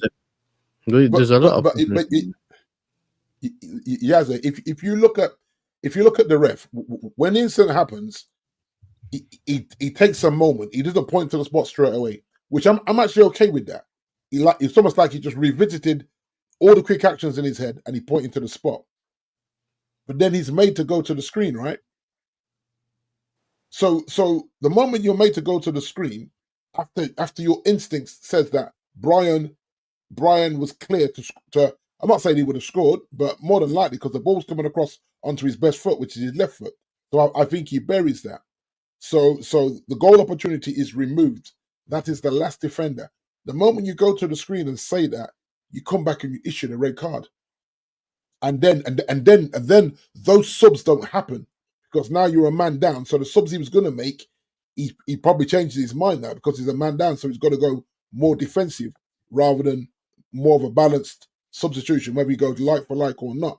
But the moment the referee gives the penalty and bottles it on the red card, which allows him then to play mind games, because the referee should have said, right, I'm taking the penalty. After the penalty, I'm blowing the whistle, and then you make your subs. No, he allows all his circus to go on, knowing full well that they're trying to rattle Bruno. Now, Bruno is your captain, so you expect that mentally he's supposed to be better than that, stronger than that. Subs were legally made. Well, the thing is, they're only legally made if the referee doesn't intervene. The referee should have said, hold your subs, let him take the pen. And then whatever happens in the pen happens, because like I say, it changes the substitutes. Bit of dark arts going on there, isn't it? Yeah, definitely. And you know what? If it's in Man United's favour, I'm all for it because I see so many teams do dark arts that we don't do. And I'm saying maybe we need to take a leaf out of a Roy Keane's book where you take a hard yellow card for the team. Go through somebody, their best player, factor him, yellow card. Right, cool. We've set the tone of the game now. You're not going to mug us off because we're all willing to take at least one yellow card for the course of a win. And I just think that I don't know. I'm not saying he's lost the dressing room, Norm, but something is off now for me in terms of that they're hearing the voice, but whether they're not understanding it, and then the audacity to start Harry and Luke Shaw. I mean, what are we doing in 2025, guys? Harry and Luke Shaw. I mean the goal for the first goal. I mean, he tried to step up. Norms. The moment he steps up, I said he's beaten. And then it was calamity defending. Yeah, it's just again, ridiculous. Like, do they not work on sprinting? Do they not put their boots on and just sprint on the pitch? Because this man's sprinting like he's towing a caravan again. I was saying, Harry, like you're telling me you're England international. You was a previous captain of Man United, and he wasn't even pressed up. He wasn't even actually on the halfway line. He was maybe a metre and a half behind it, and he still got cooked. Everyone else was above the halfway line, and I looked at it and I went, "He's got him here." And it's like it's too easy to play through us, Norm. It's too easy. I've seen it though. Your offside trap here, D. It's like a U shape, and it's in your own half. Right. You get it. It's a U shape. Remember, and even was it Haaland went through it. The player the player does not even have to stand in his. He just has to start from his own half, and just wait, and then he can just get past it. It don't make sense when you look at it, because I've seen the pictures of like the bird's eye view ones, or not like that, but the higher. The higher. And you could just see the players just lined up like this, and you think, what is this? Like, it's you know what it is as well, guys. It's the same mistakes week in, week out. It's not new mistakes. We're getting beat by the same mistakes, and so we say, "Oh, I need to squeeze the pitch." So if you squeeze the pitch, you want the goalkeeper who's always rooted to his line. By and there, you have to remember this is the goalkeeper that couldn't dislodge Onana all last season, but you get rid of Onana and make him number one. Make it make sense, guys. This is what I'm saying. So listen, I warned you. So now I'm just watching to get me. I'm surprised why it's still here. What was that, Kofi? Do you think that formation's a problem, D? no. No. It's not, the formation for the system. It's the way it's been. It's the way he's, because this what Glasner plays. Apparently, that's what I was going to say. It's the way he's adapting the thing. He's not. He's overthinking it, and I always say with this as well. you have to play attacking wing backs in that position, and then you need athletic six. Like I said to you 2 weeks ago, there's only Normski's Declan Rice, Yazza's Carcedo. Mm-hmm. I'm going to give you Gravenberch. Yeah, Gravenberch, yeah. There's literally 4 or 5 midfielders in the whole of the league that can play that system. And 3 of them play for your clubs. None of them play for mine. You know what I mean? It's like, what are we doing here, bro? You don't have the players to play that. And this is where I look at Jason Wilcox and say, Jason, earn your money. You got to sit him down and say, listen, I don't mind about 3, but look at what you've got in the squad right now. We're not trying to get relegated here or be in a relegation fight. I think with the way Wolves and West Ham have started, they might be doing us a favour here because they've been both shocking in terms of where they are after 6 games. I think Wolves are already -9 goal difference. We're -4, guys. -4 goal difference after 6 games. And no one's talking about maybe he's just out of his depth. You heard what his missus said? His missus said, what are you doing this to yourself? His own wife is saying, like babes, you're not sleeping. The kids are concerned for you. You're not, I'm doing your gourmet dinners, you're not eating them, bro. His missus come out and said, she had to talk to him and say, listen, man, is it really worth it? And I get it. He can't leave them young coaches hanging. He can't quit. They have to fire him because if he quits, none of them get their money if he quits. So he doesn't want to leave those young coaches in poverty. I understand that. But there comes a point where you got to look in the mirror and say, have I bitten off more than I can chew here? And at the moment, what I'm seeing is that he's just saying, if I'm not the guy, fire me. He's actually told them 3 times now since he's been here to fire him. And they haven't done it. The I first can't time lie. I'm moving like a top gooner, you know. Do you know what I'm saying? He's just there. You know what I'm saying? He's there hoping that it works. You know, like that's how it feels. I mean, like, but even the subs guys, you saw the subs he was making, right? There was a point where he had Mboma playing wing back. I said, "Geez, what we're doing here?" Well, remember then he brings on Xerxes. I watched the Grimsby game. Do you remember the Grimsby game? Mount Mason, right. when the whole joke, the meme came out of him playing with his tactico board, that was to put Mason Mount at left wing back. Exactly. And he did the same thing on Saturday in Birmingham. Remember the Ligt was doing the underlap runs and overlap runs against Grimsby. So how does it work? It doesn't make sense the way he wants to play. And one of the things you mentioned, I was going to mention as well, is about the wing backs. In those systems, the wing backs are very, very important. The problem is that you basically start with 7 defenders. Right. You got 7 defenders. Like, I don't know if you could cut. You got the 3 in the back, the all defenders, and you wing back. It's a 5 at the back, Yazza. It's not a 3. It's actually a 5 at the back. Yeah, it's 5 at the back. And then when you're attacking, everyone's annoyed about what's going on with the wing backs and they're not good enough or whatever it is. I'm like, but a lot of the times, just put an attacker at wing back because their first thought is to go forward. Exactly. At least one of them has to be about defense first, so he's a bit more reserved. Because if you look at the creativity, whoever plays on the side of Brian and Boomer, so Brian's playing the left-sided 10, but you see how far he drifts out wide because that's where he's naturally comfortable. Yeah. So whoever's playing that wing-back position on the side of Brian and Boomer has to be an attacking player, and then you can get away with a defensive one on the side of Luke Shaw, because Luke Shaw is always going to get caught out. So you need that kind of defensive to help Luke Shaw out a little bit at left side centre back.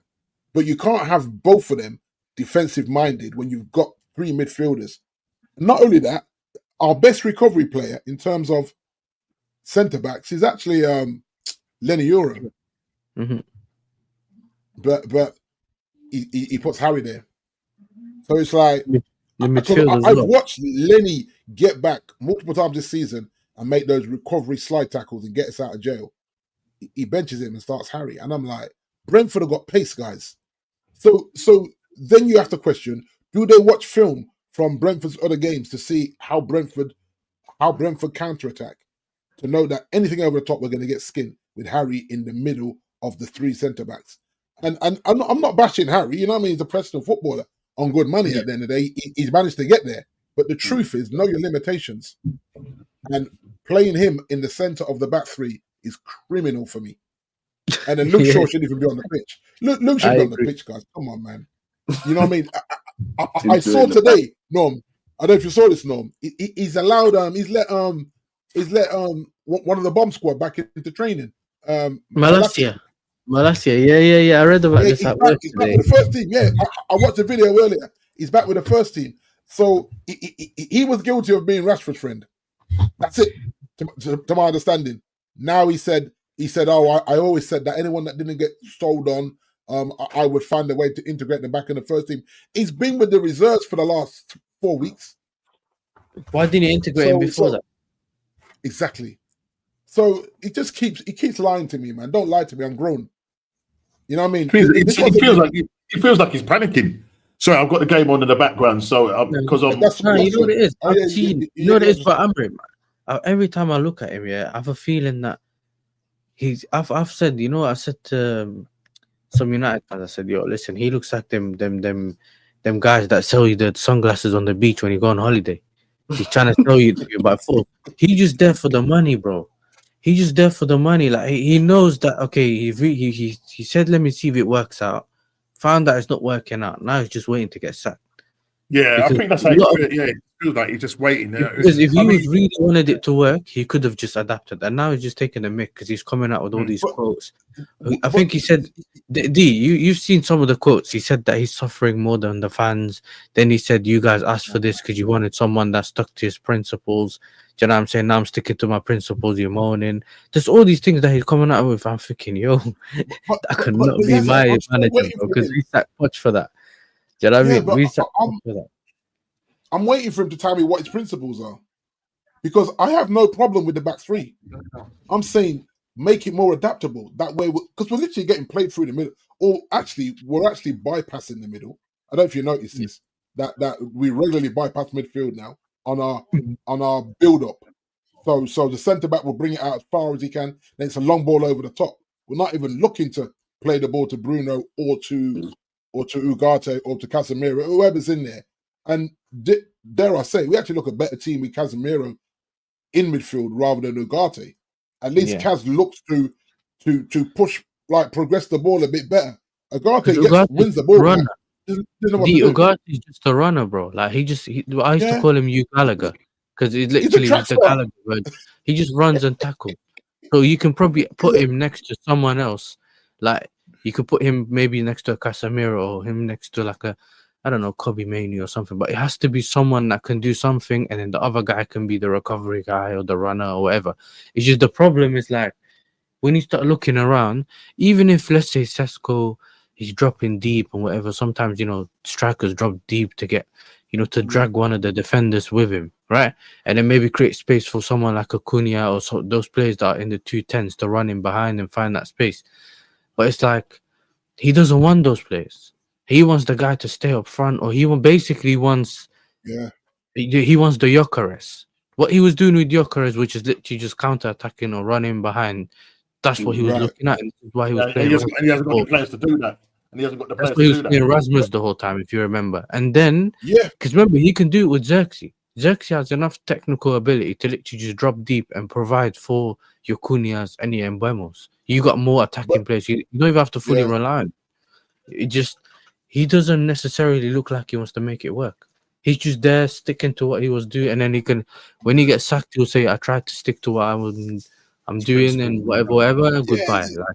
You already know the script, guys. But you know why they can't sack him, though?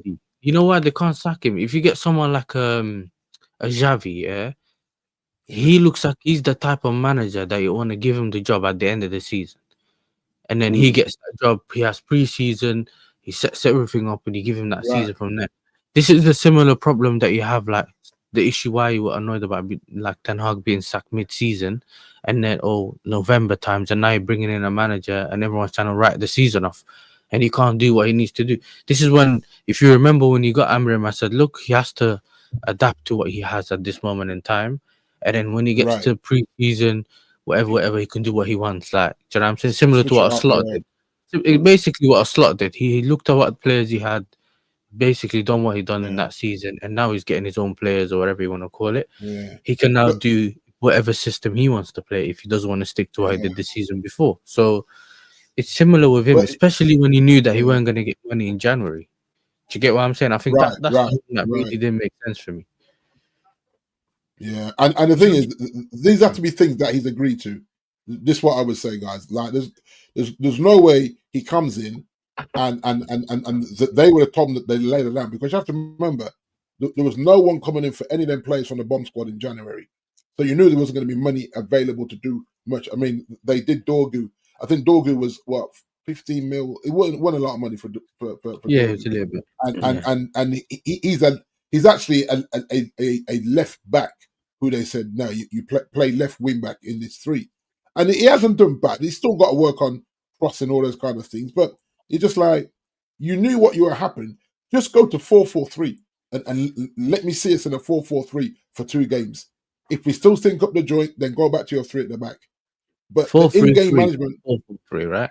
That's what you mean. Sorry, 3-4-3. You mean 4-4-3-3? You mean, right? Because he kind of, I'm not yeah. He plays 3-4-3, didn't he? Oh, okay. No. I had 4-4-3. I was like, I don't know. No, I'm saying I would like him to go to a 4-4-3. Oh, sorry. I thought you said he'd go back to. Yeah. No. Go to a 4-4-3 for 2 games, and then if it don't work, go back to your back 3. But when you go back to your back 3, you can never play Shaw and Maguire together. They're just impact players. Mm-hmm. I don't know if you saw how often the cameras were going to them two, because they knew that in 2025 these two got no business getting skinned and mugged off, getting their pants pulled down. Like, there's got to be some pride there, and there's no pride there, you know. So for me, it's like, nah, this is crazy. It's an absolute madness. So 4-4-3 is, what did he say? Too many. He's saying 4-4-3. 4-4-3. No, 4-3-3. Yeah. When he kept saying 4-3, which at first confused me, and then I got it. Yeah. But he well, you see, he got the fan base confused, mate. You know what I mean? It's just and the in-game management, guys. The yeah. What do you think about the centre backs thing? I was going to ask you that. What do you think about him bringing on centre backs every game? Every game, every time. Yoro comes in, and they're not injured. He just said, I got 5 subs to use. He does it all the time. Yeah. I'll do 2 defenders and then 3 attackers. And then he'll say, Kobe, come on. Okay, Kobe, play wing back, Kobe.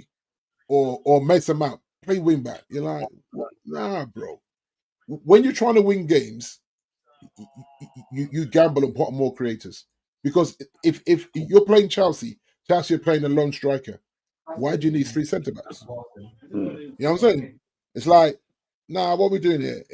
For me, I'm just like, flip it. You can flip it mid-game, and no one's going to judge you when you win the game.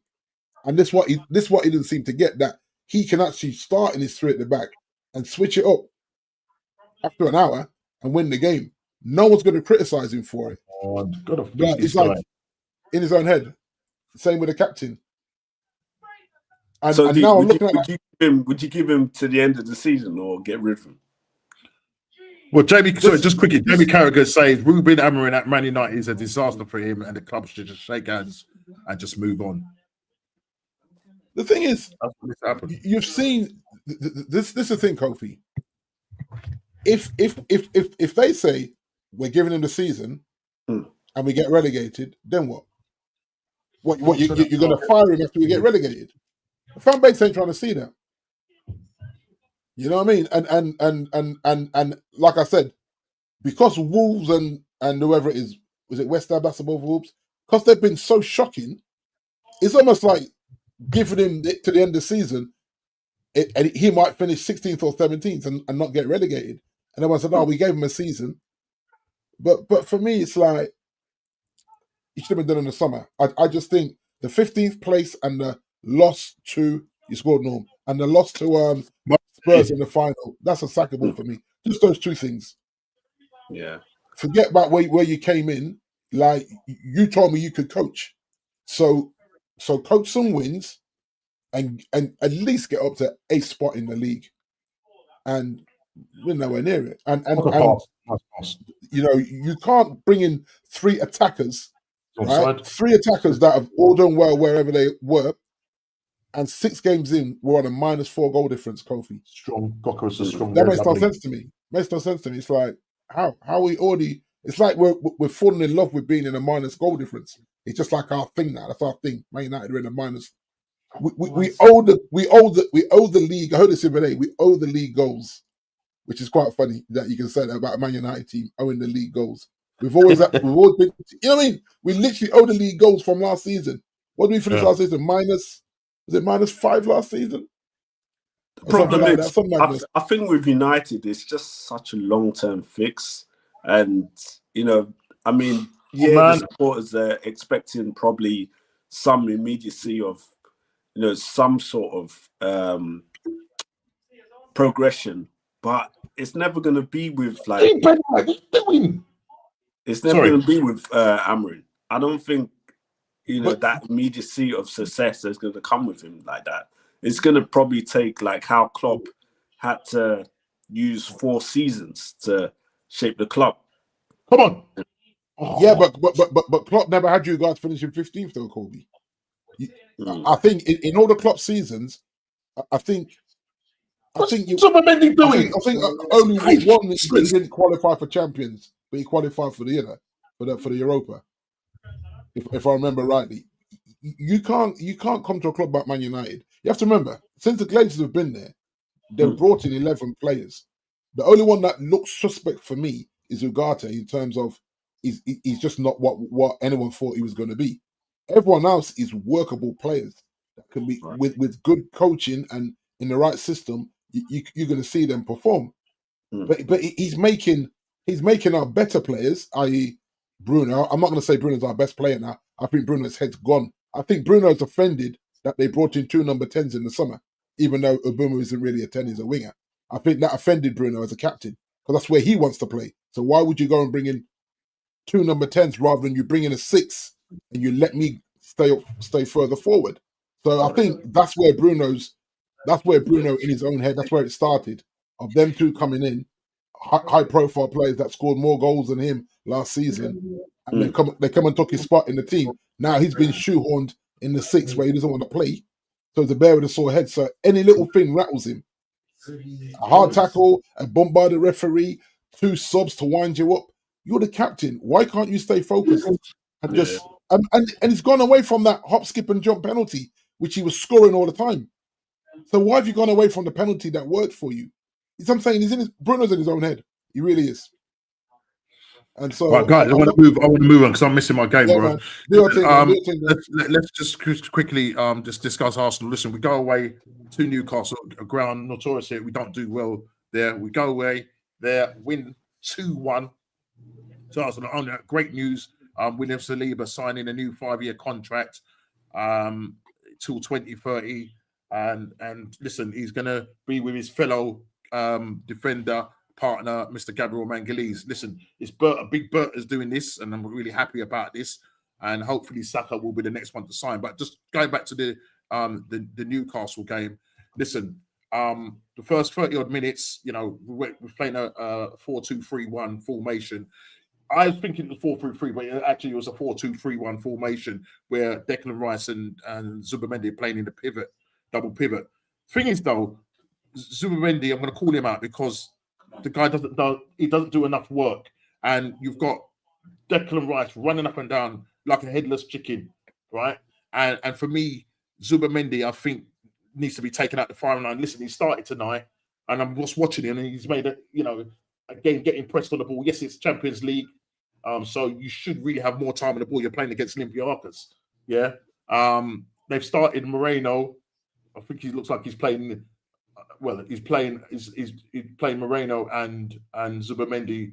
Moreno probably playing as the 8 and Odegaard playing as the 10, but playing more on the right hand side. So for me, it was a fantastic result to go away to Newcastle. Coming from a goal behind Walter Mayday scoring. Gabriel was weak, very weak. Gabriel was very weak. For it was a set piece, a ball that Mascara kicked out, who looked a little bit like a fish out of water in that game. It ends up being a short corners taken. Tonali plays it over. Then the 7-foot basketball player, nods it in. This as a little tap on Gabriel. And Gabriel's done this before. He's had history of this. Goes down too easily, looking for the penalty. Not only that, he was having little afters with the striker. And I think there was a situation where he went in with his forearm in his face. That could have been a sending off. Could have been a send off. Then you had the Victor Gokras situation where I felt that was a penny. It was a clear and obvious situation. They've got in his ear. He's gone over to the monitor and turned around and said, no penalty. Anywhere else on that field, it's a goal. But we rolled up our sleeves. Newcastle are a very physical side. And when you look, a lot of teams, Liverpool dropping points at the weekend. Normally last season, if Liverpool drop points, we drop points. But we capitalise and getting that last minute goal from, I said it, I did it in my match reaction. Gabriel Mangali's from zero to hero, because he didn't have his greatest game, but he was the one that ended in that winner in the 96th minute. Odegaard came on. At one point, we went to like a back three, took off California, it was on a yellow, and we went to a back three. When we equalised, lovely, before we got the equaliser, lovely reverse ball from Odegaard playing in that kind of deep 8 role. And then when we equalise, Moreno comes on, IT solution. He gets the equaliser. Very good header. I'm not going to lie, it was a very good header right in the corner. Pope, literally, because we was licking them. I think we had 20 shots, 7 on target. And Pope was just keeping them, catching everything in the air. But on this situation, whoa, what a save! Jeez! Oh my gosh! What a save by Rhea! Whoa, bro! I got you under the caution room. Oh my gosh! Let's see this. I can't lie, Norm's gonna have a stiff neck after this, bro. Oh man! That's the way he's turning his neck. There's a danger sign there, dangerous there, mate. We got to not switch up, but Moreno, man. I don't know why they start Moreno. We need some creative player. We're playing at home, man. Playing at home. Yeah, but do you think the Norms? Do you think that the substitutions are the thing that ruined the Newcastle?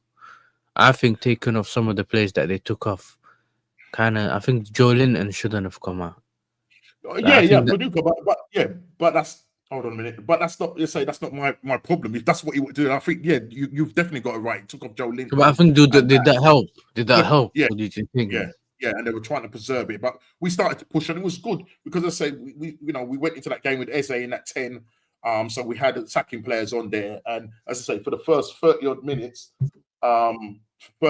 we was pushing them back, but then I think with the goal against the run of play, hold on, get it out with against the run of play, and they get that get the goal from this. Come on, Lee. Because of that. We kind of sucked back into ourselves, revert back to type, and that's when we, ended up, conceding that goal from the corner. But as I said, we pushed on, but it was only in the 84th minute, Moreno getting the goal. As I said, went to a back three. When we equalised, he then went to a back four. It looked like he was going to preserve it, but then 8 minutes came up on the clock, and he's fair play to Arteta. He said, push up. And as a result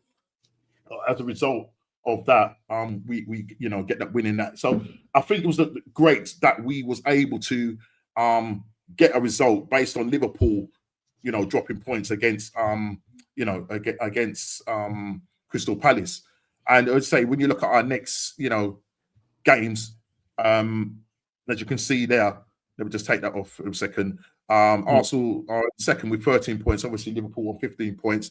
The next 5 league games. So you've got Chelsea, Liverpool, Man United, Brentford, Liverpool, Aston Villa, and I think Man City, Liverpool.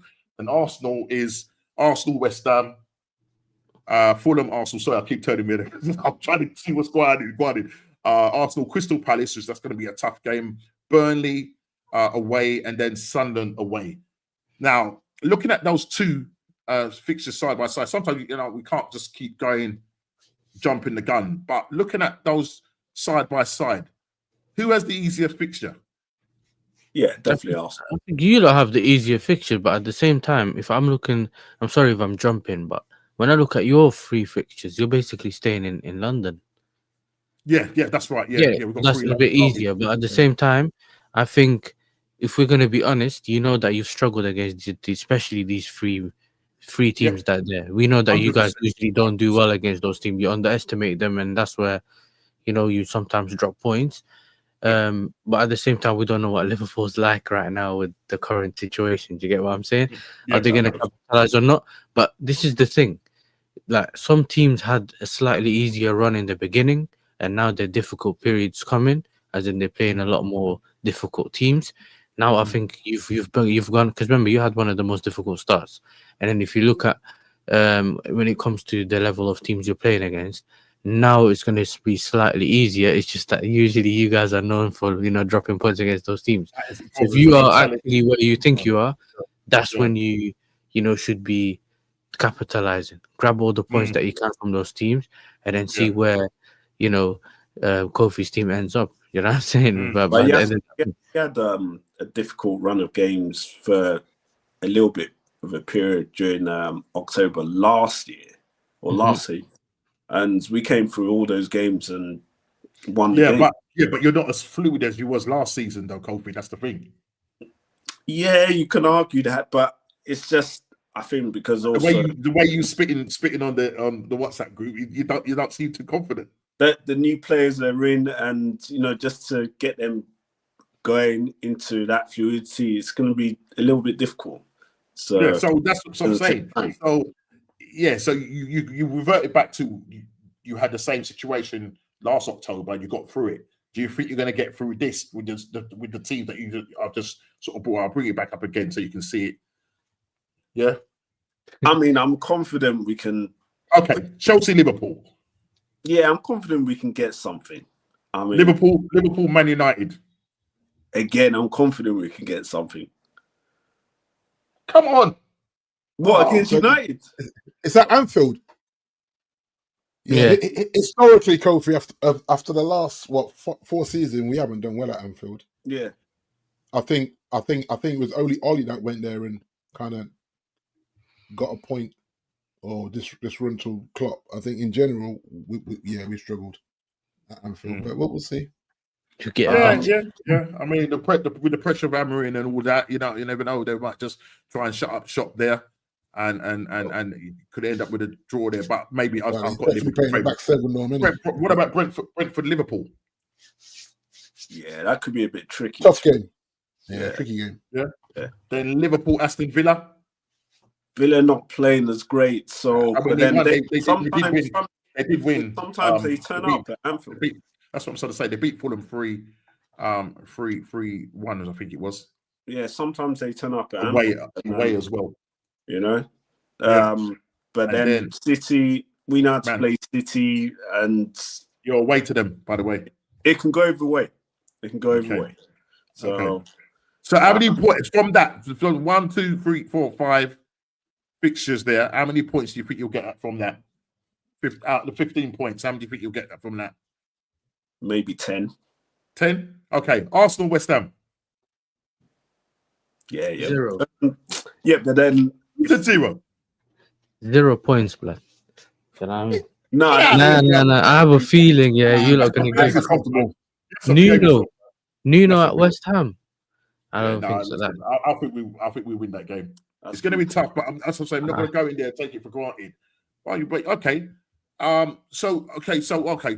D, what you're saying? Arsenal, West Ham. Yeah, it's an Arsenal win. At home. Yeah, at home. Yeah, it's an Arsenal win. Fulham away. See, now that could be a tricky one, though. They did lose. They did lose 3-0. Fulham's hot and cold, isn't it? Fulham's hot and cold. Like you can face them and you can just play them off the park and just act like it's. And so sometimes they play really well. Yeah, and then they got ex-Arsenal players as well. Yeah, Arsenal, Crystal Palace. That's the one I'm thinking. It's going to be very. Could be a tough game, that very difficult. You know what's funny? People laughed at us when we drew against the first game of the season. I know I think they got the best counter-attacking side right now, as we see. Yeah, they've been unbeaten for 14 games or 18. They said. I think they said 18. Is it? 18? Yeah, something like that. Yeah, something like that, around that number. So, you know what it is, no? When I look at the Palace one, the Palace one is Raha is saying 14 from 15 points. So you beat Palace, but you draw against Burnley. Yeah. He's saying, oh yeah, West Ham. Okay, 1 out of 15 points. Come on.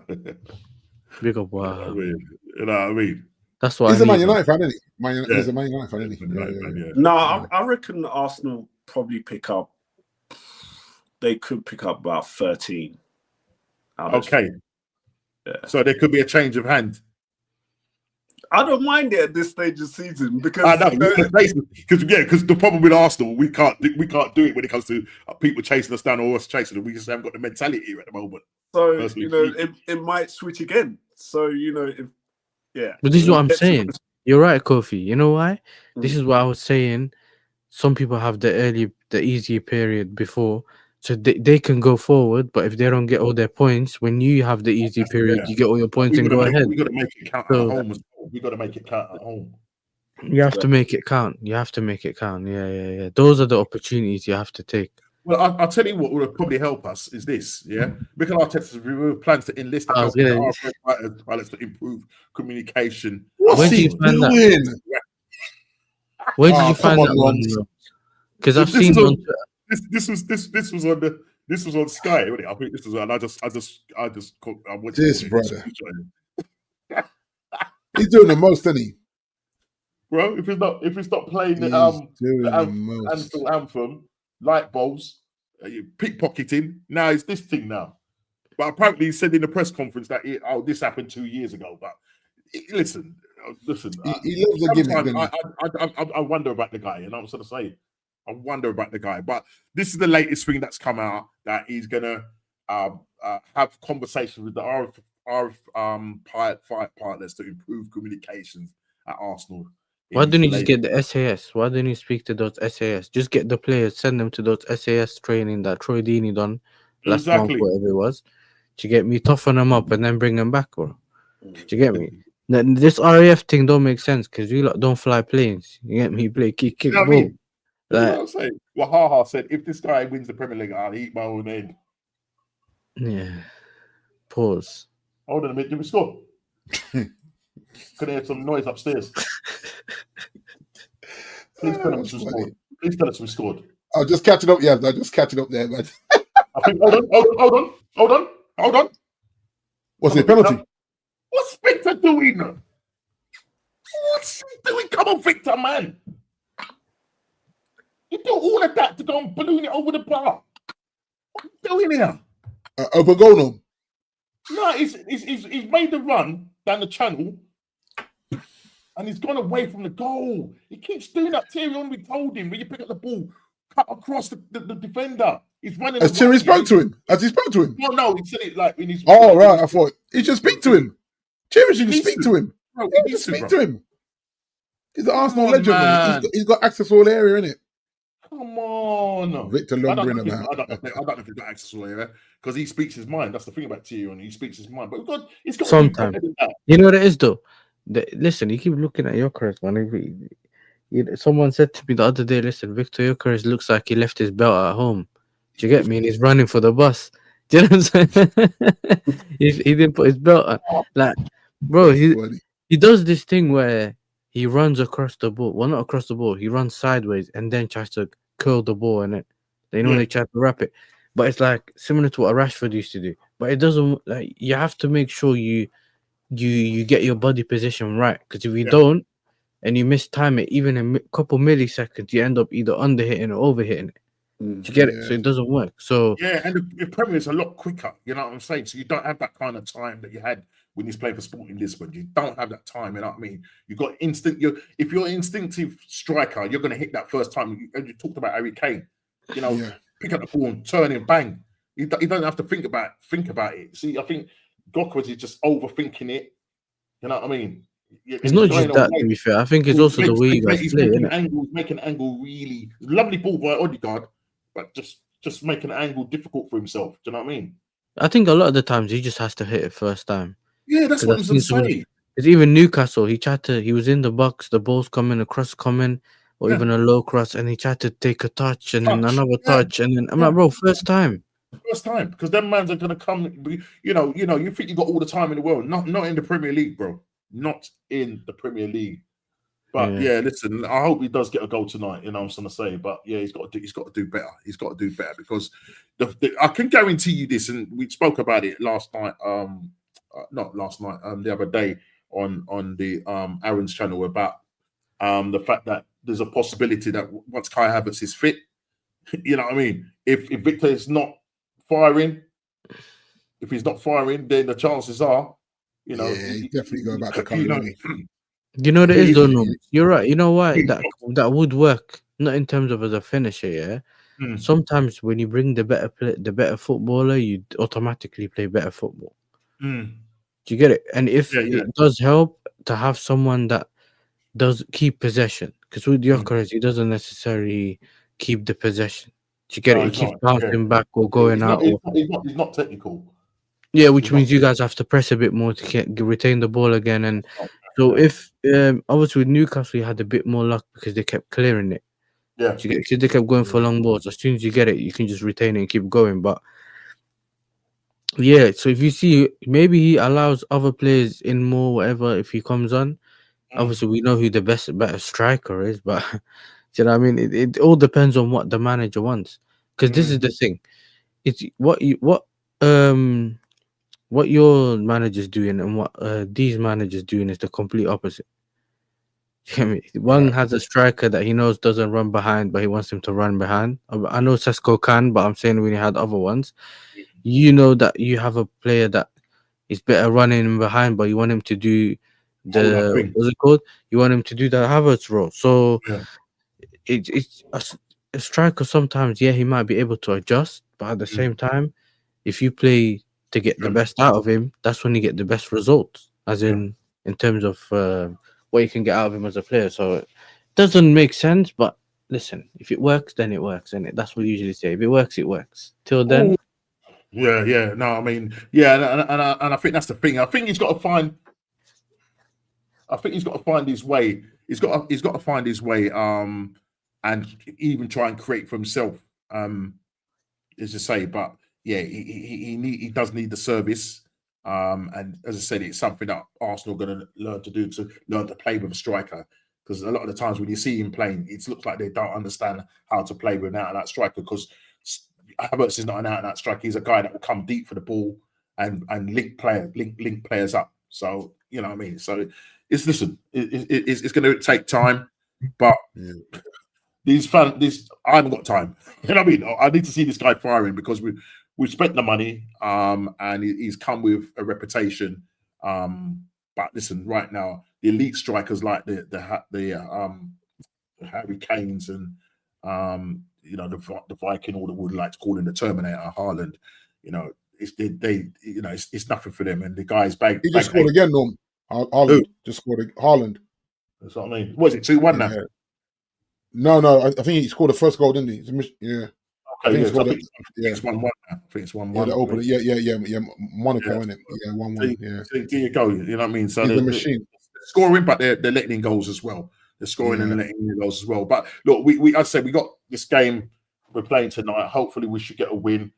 But hopefully, come the half time, we're 35 minutes in. I'm probably a little bit behind.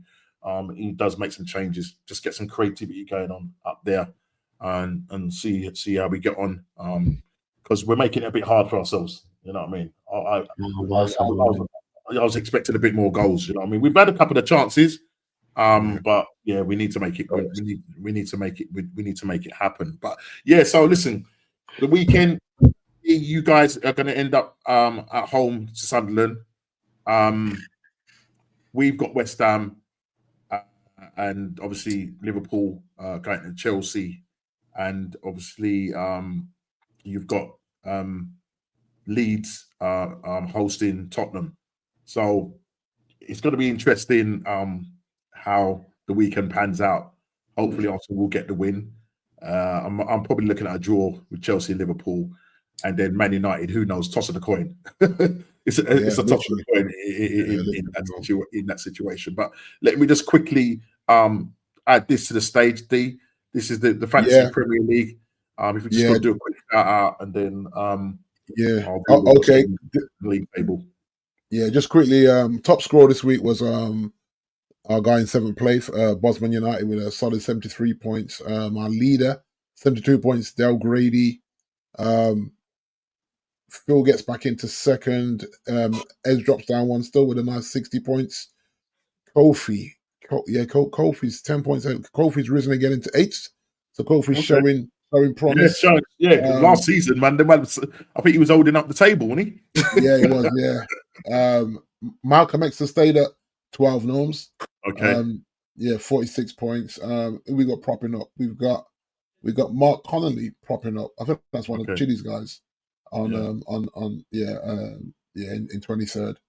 So yeah, like I say, I think we'll see a better lie of the land once we hit game week 10, and we'll see where we are. But the early leaders, Del Grady, Phil, and Ez is showing chest as well, and Julian Moore as well. So it's them three. They're the top 4 chasing back. But yeah, man, it's hot enough. I've recovered a little bit, Norm, as you can see from my shocking start. I'm in 10th now, so I'm taking that. You know what I mean? Just 10 behind Kofi and 6 behind Chile. So yeah, man. We'll see what happens there. Now, last week, if obviously you wasn't on the show with Kofi, nobody scored any points last week. And I thought this week it was going to be the same thing. The only person that scored was Big D. Yeah. Everybody else got their score prediction wrong. D was the only one that got his score prediction right. Not exactly right, but the outcome. But the win, the outcome. Yeah. I predicted. Is that Nomsky top of the table? Yeah, mate. Nomsky handling it so far. I'm hanging in there, man. But Kofi predicted Nottingham Forest to win 2-0. They lost. I predicted Everton to win 2-0. It was a draw. Chile went for obviously I think it was a 2 or 3-1 win for Spurs. Tottenham. They ended up drawing, and JP the 2 weeks ago said like he's had enough of his team, which is Man United. He goes for them every week. He didn't go for them. He went for another team. Didn't get any points. As you can see, 3 in a row. He then says, "Well, I'm going to give him one more chance," as Chile did for his team. Yeah. Goes in with a 2-1 win, and they end up losing 3-1 to Brentford. So, as it stands, Norski sits top still on 3 points. Kofi, based on 3 points. Yeah, 3 points. We're both on 3 points. Ez is on 2 points. Chile on 2 points. Big D on 2 points. Obviously getting that point last week, and JP on 1 point. And so he's still got to do his forfeit from last season. He's looking the way things are. Listen, it's early days. 6 games in. We go again next week. Who's got a forfeit, Norms? JP's got to do a forfeit. We're trying to figure out because we still haven't figured out what we're going to do for him. But if he ends up finishing last again, it's double forfeit for him. Do you know what I mean? But he still has to do his forfeit. It's just finding what we can do for him, and just maybe trying to do something live where we're face to face. I mean, the last time it was Ez. He had to eat the hottest chilies on stream. So he was drinking plenty of milk that day. You know what I mean? And honking up live on Normski TV. You know what I mean? But yeah, so as it stands, Normski still sitting top of the table. Lovely place to be. Let's see what we go for this weekend. Obviously, this weekend, game week 7, and then we go into another international week. Again, you know what I mean? These internationals, man, just getting on my nerves. You know what I'm just going to say? Taking away the momentum. But I want to go into the international beating West Ham, hopefully drawing or losing. Big D, well, I couldn't care less because it's Man U at the it's Man U at the end of the day. But people, I want to big you up for everybody in the chat for staying with us. I know there's a Champions League game on, and obviously loads of people are watching that, and I'll be watching it. My neck is, as Yasser said, my neck is probably going to be cooked by tomorrow morning, boy, the way I've been twisting around and everything. And he's gonna have one strong side, you know. Yeah, I'll be like that. Next week I'll be like talking like this. Do you know what I mean? But big up to everybody in the chat. Big up to Wahaha for staying with us. Gavin, loads of people. Big up to everybody. Calv, who else was there? Daz Smoke, Freeze Catch Up, Matt Borman, Trudon. Big up to everybody. Big up to everybody. Please, as I said, before you leave the channel, hit the like button, subscribe and share if you're new. as I say, on the road to 1K. And anybody watching this back on playback, smash the like button on it and subscribe to the channel. Listen, people, we're out of here. See you next week. And hopefully I will have a massive smile on my face. Take care and God bless.